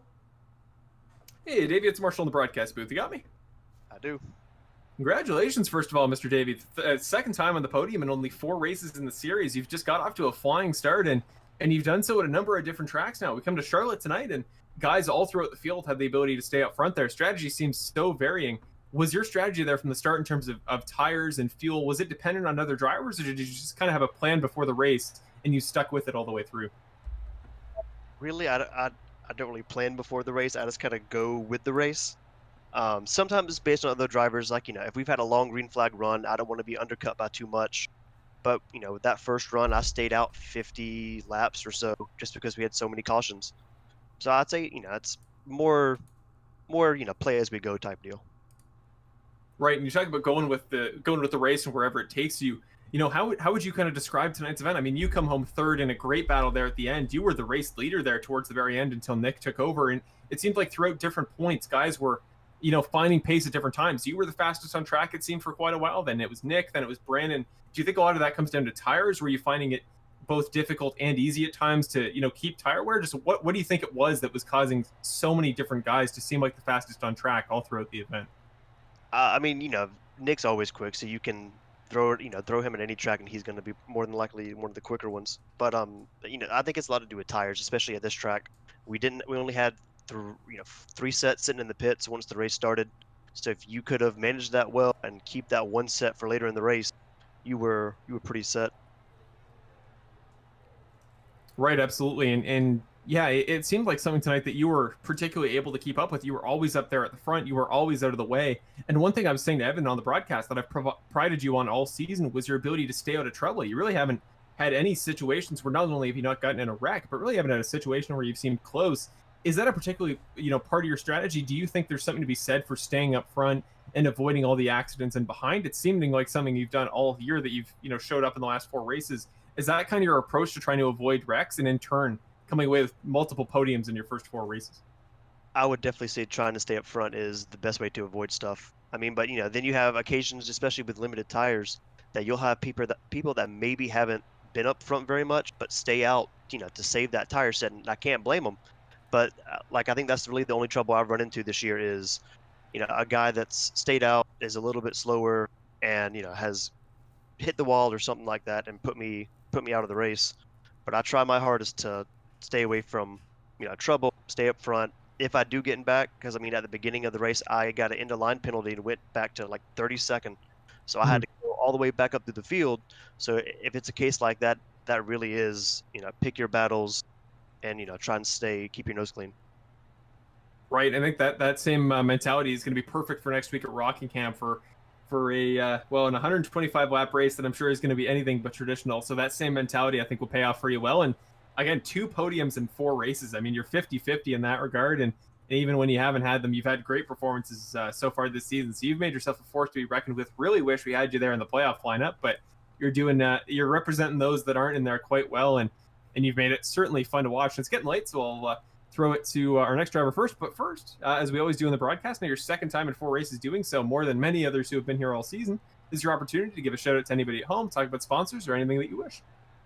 I got to thank you guys up in the booth. You know, you do a fantastic job. I love watching it at work the next day. You know, all the admins that put this on, especially with race control being out tonight, the admins had to step up and try and keep the peace as much as they could. Limb loss awareness for sponsoring, all the people watching. I think that's about it. Awesome. Well, thank you, Davey. It's always a pleasure to have you here. And we've been now talking to you a couple times in the last few weeks, and with plenty of races to go left in the year. And again, you just looking always comfortable to pick yourself a spot there in the top 5 at the end of a race. Well, I'd imagine this won't be the last time we talk to you this year. So until then, have a great rest of your week. We'll see you next week at Rockingham, and just have a great rest of your year, man. Yep, y'all too. Catch you later. You too. All right, that was Davey Hendricks, who finished there in 3rd position. Now I got Brandon Jackson, who finished in 2nd. Brandon, you got a copy? Hey, boys. How's it going? Always happy to have an interview with the driver of the 99 car, for sure. So you had a very interesting last lap there. Kind of walk us through the last lap and walk us through what happened after the checkered flag flew too. Man, that green white checkered was very important to get a good restart. Davey got a good restart in front of me, which really helped me to clear Cody on the outside. So once I got settled in the 3 and 4 coming to the white flag, I run the high side to get a little bit of a run. Got a good run. Was on his bumper going into 1 and 2. Out of 2, had a decent run. He had the same pace with me, and was going into turn 3, man. I was going for it. I was going full send. He went even harder into the corner, and things decided to go 0 to 100 really quickly. I saw that he was going to the wall, and I put my foot down, and I hope it turned. We made contact coming off of turn 4. I didn't lift, kept my foot in it, and just decided I wanted to be a Formula Drift driver coming across the start-finish line. It was very, very traumatic, but for what happened across the line or after the checkered flew was completely unnecessary and, in all honesty, just stupid. I don't know what he's doing. If he's mad about something during the race, we didn't really have much contact other than when that lapper lost it right in front of us. So again, I don't know what all that was about. It was pretty bonehead of him to do it. So maybe he learned his lesson for finishing in the back. But we'll have to see, man. You know, some people just don't have high IQ levels, I guess. Well, next week coming up, we got Rockingham Speedway. Coming from Concord, North Carolina, just heading to Rockingham, North Carolina. So it's a track that's a little bit over a mile long, and it's been 25 degrees. And it's not that popular of a racetrack. Do you know a lot about it? Is that somewhere that you're kind of excited to go, or what? I'm dreading next week. Not have many laps at that track, just like New Hampshire. So over the next week, I'm gonna be putting in a lot of time there. I'm really worried about it because that racetrack is really aggressive, really bouncy, really tears up the tires. So it's going to be interesting, to put it best, for me. But it's going to be a big learning curve. One of the tracks on iRacing that I have like little laps at, and hopefully it doesn't show next week. I'm going to put a lot of time in.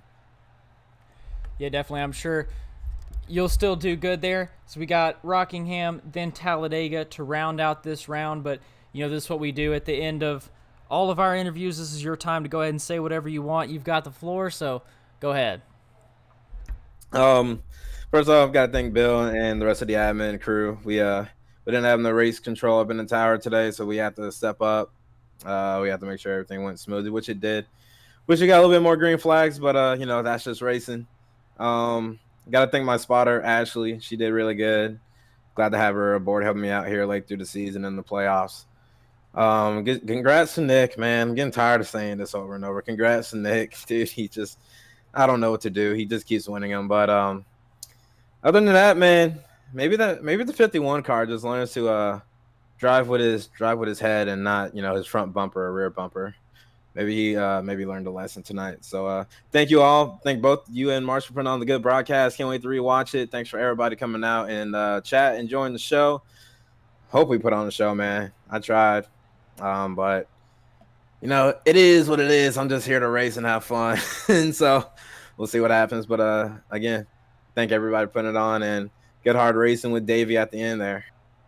Yes, sir. Thank you, Brandon, for putting on the show for us, and good luck next week at Rockingham and then the following week at Talladega. See you, boys. All right, so that was Brandon Jackson, obviously, but let's go ahead and take a look. See if we can take a look at least at what happened after the race. You see the 99, the 51. You see the 99 riding alongside the 84 after the race is over, and then here comes the 51 of Curtis Yancey, giving him a little bump and then fairly obviously intentionally turning him down to the inside lane after the race was over. So there's what happened between the 99 and the 51 car. I mean, to Brandon's point, I didn't really see all throughout tonight's race anything that the two guys really got into. So I don't think this would have been a recent occurrence. Of course, we talked about it earlier, but last week was, at least as far as our understanding, kind of a one-sided affair. So the fact that it would go back the other way again seems a little bit unusual. But again, we can never really put ourselves in the heads of drivers, and the same way that competition can cause some great racing, it can also cause some interesting actions. So we'll see how that goes going forward. Of course, no race control, and I'll also post race. It just one of those things. So we'll see how that plays out next week, and even more so at Talladega in a couple weeks. I saw Brandon laugh about that, so that'll be one that certainly plays a havoc, but made it back to the pits and still comes home with second tonight, so I'm sure he won't complain. Yeah, drivers after the race always getting a hot head. That's usually how it goes, but now I'm going to go ahead and throw it back to you, Marshall, who is with the driver of the number 2, Nick Nickerson. Hey, Nick, it's Marshall in the booth. You got me? Yo, how's it going, man? It is going well. I mean, welcome back. 6th time this season.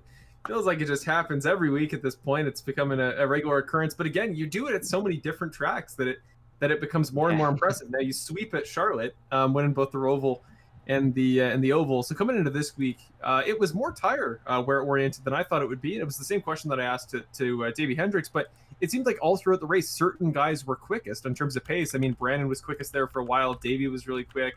Guys like Michael Ramos, who took the pole tonight, just barely pipped you out there in terms of lap time. But it seems like so many different guys were fastest at certain points. What do you attribute that to from your perspective?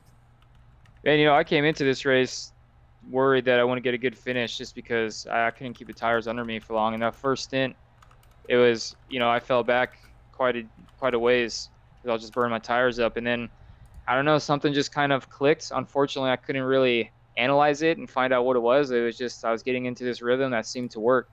And I was lucky enough to get up front when I did. And I just kind of ran from there. I don't even know what happens. I feel like I shouldn't have won this one, but I think it was just being in the right place at the right time kind of situation.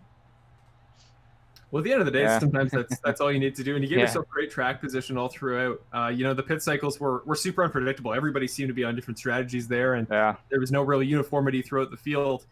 Did you get an opportunity to run around some new guys that maybe you don't that often? I know you spend a lot of time up there at the front, especially last week at Roval.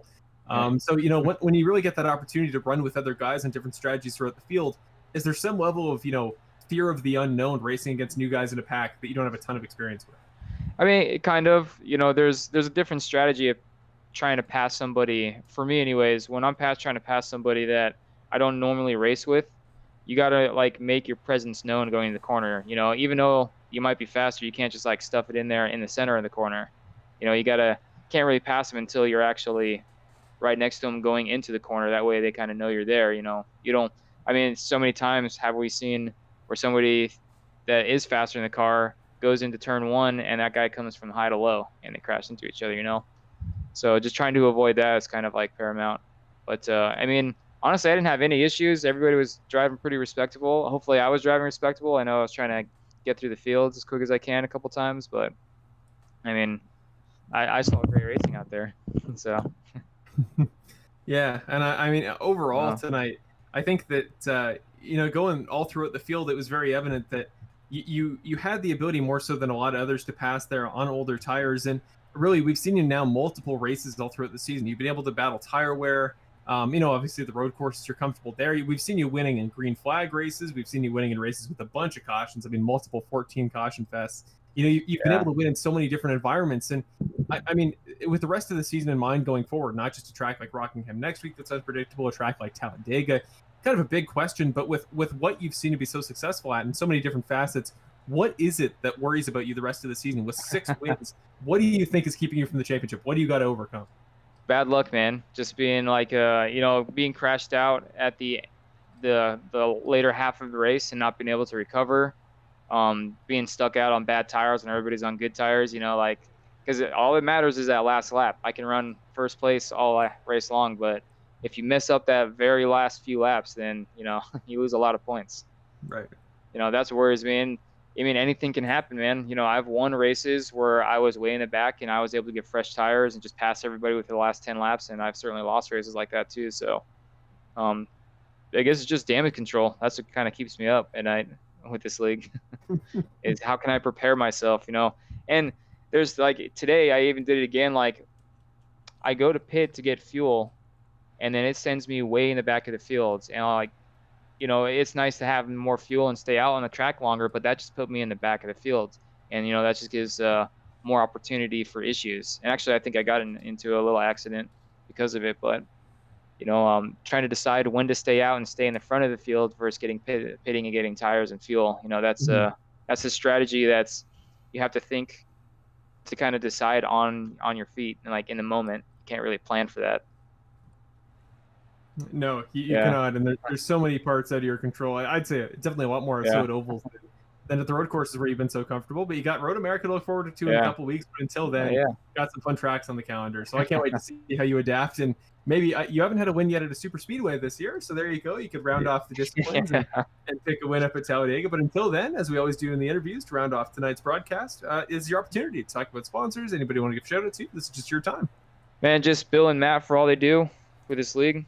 It's tons of fun. I mean, we got good numbers going well into the end of the season here, which is, I wouldn't say it's unheard of, but it's not expected to see this many people sticking with the league. So it's pretty awesome to see. And I got to thank you and Evan for doing the broadcast, man. You guys do an awesome job.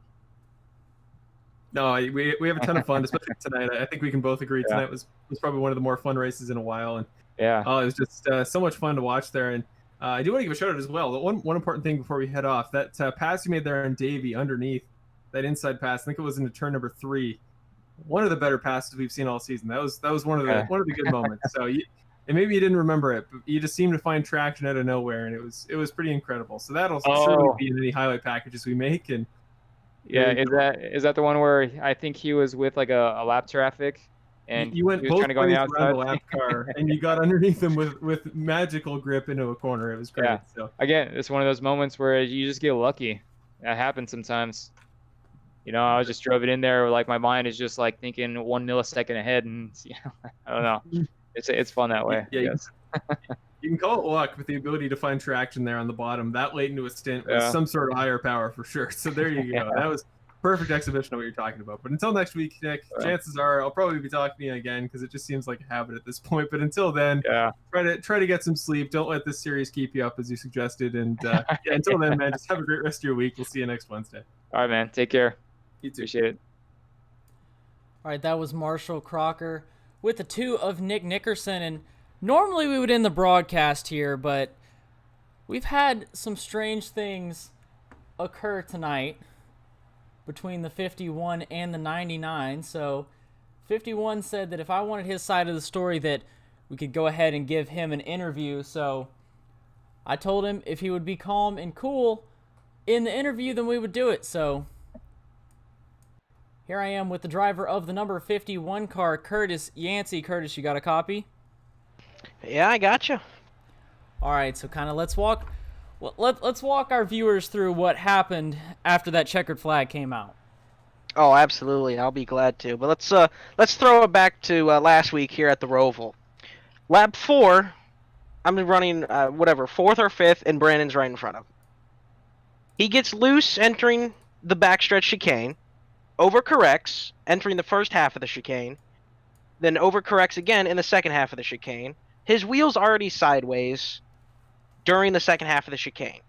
I'm not even on the throttle. If anyone would like to see the telemetry, please let me know. I'll send it to you.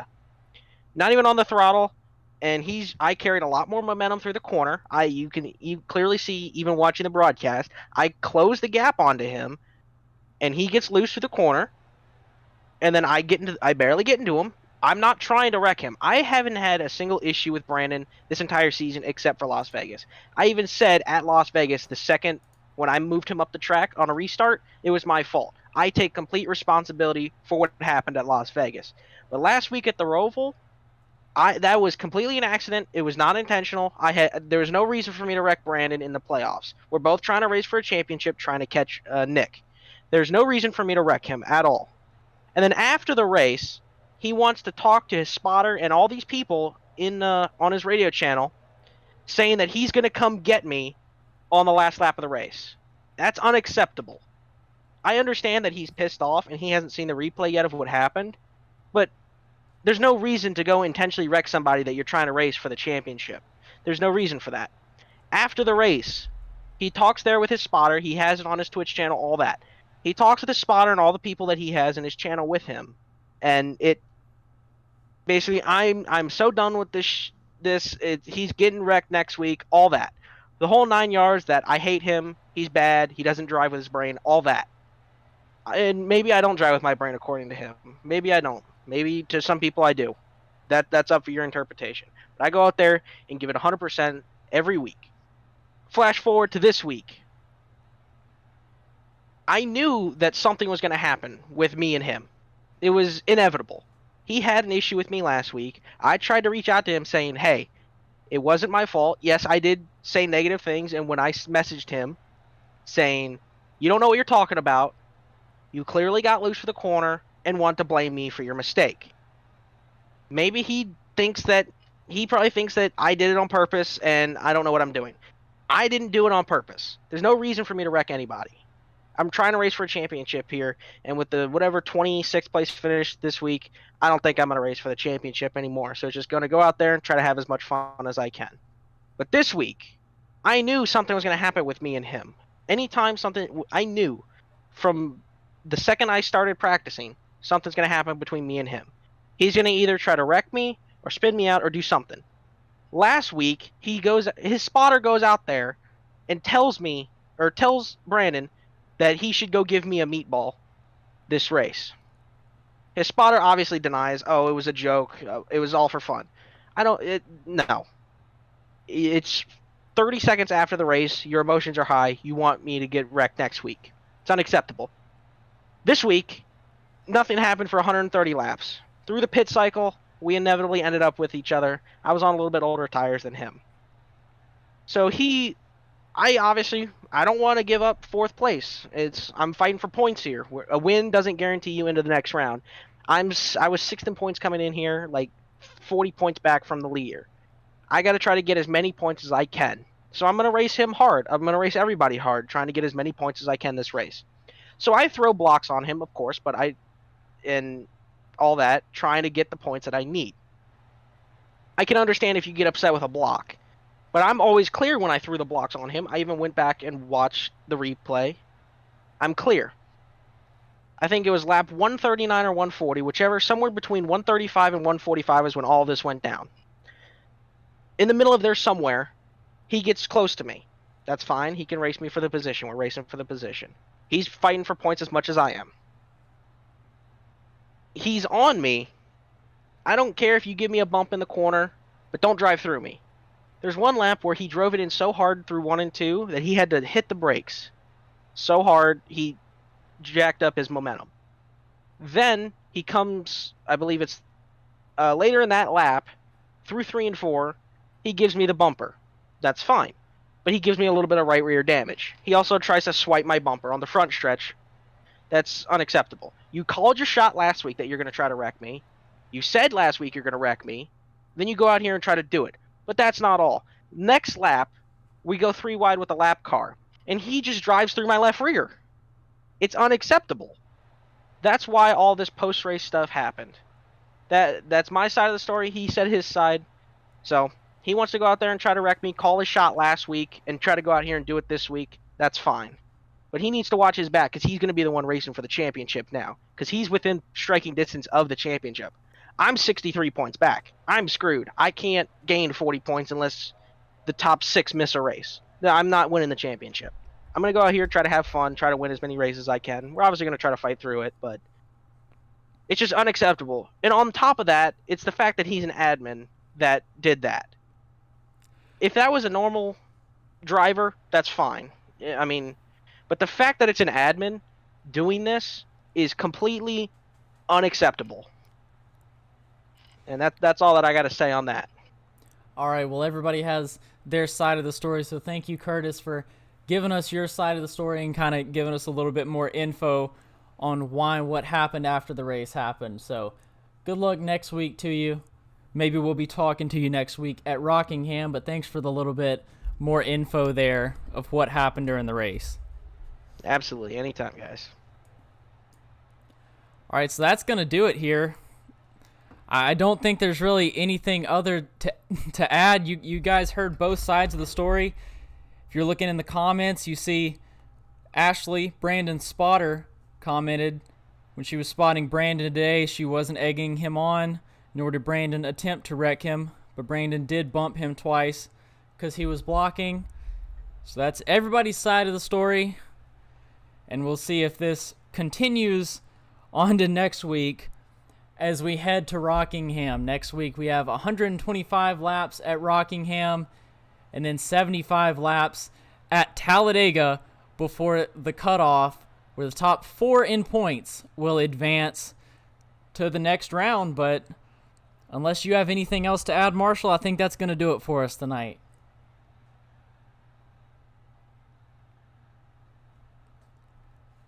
So we will see you guys next week at Rockingham for 125 laps.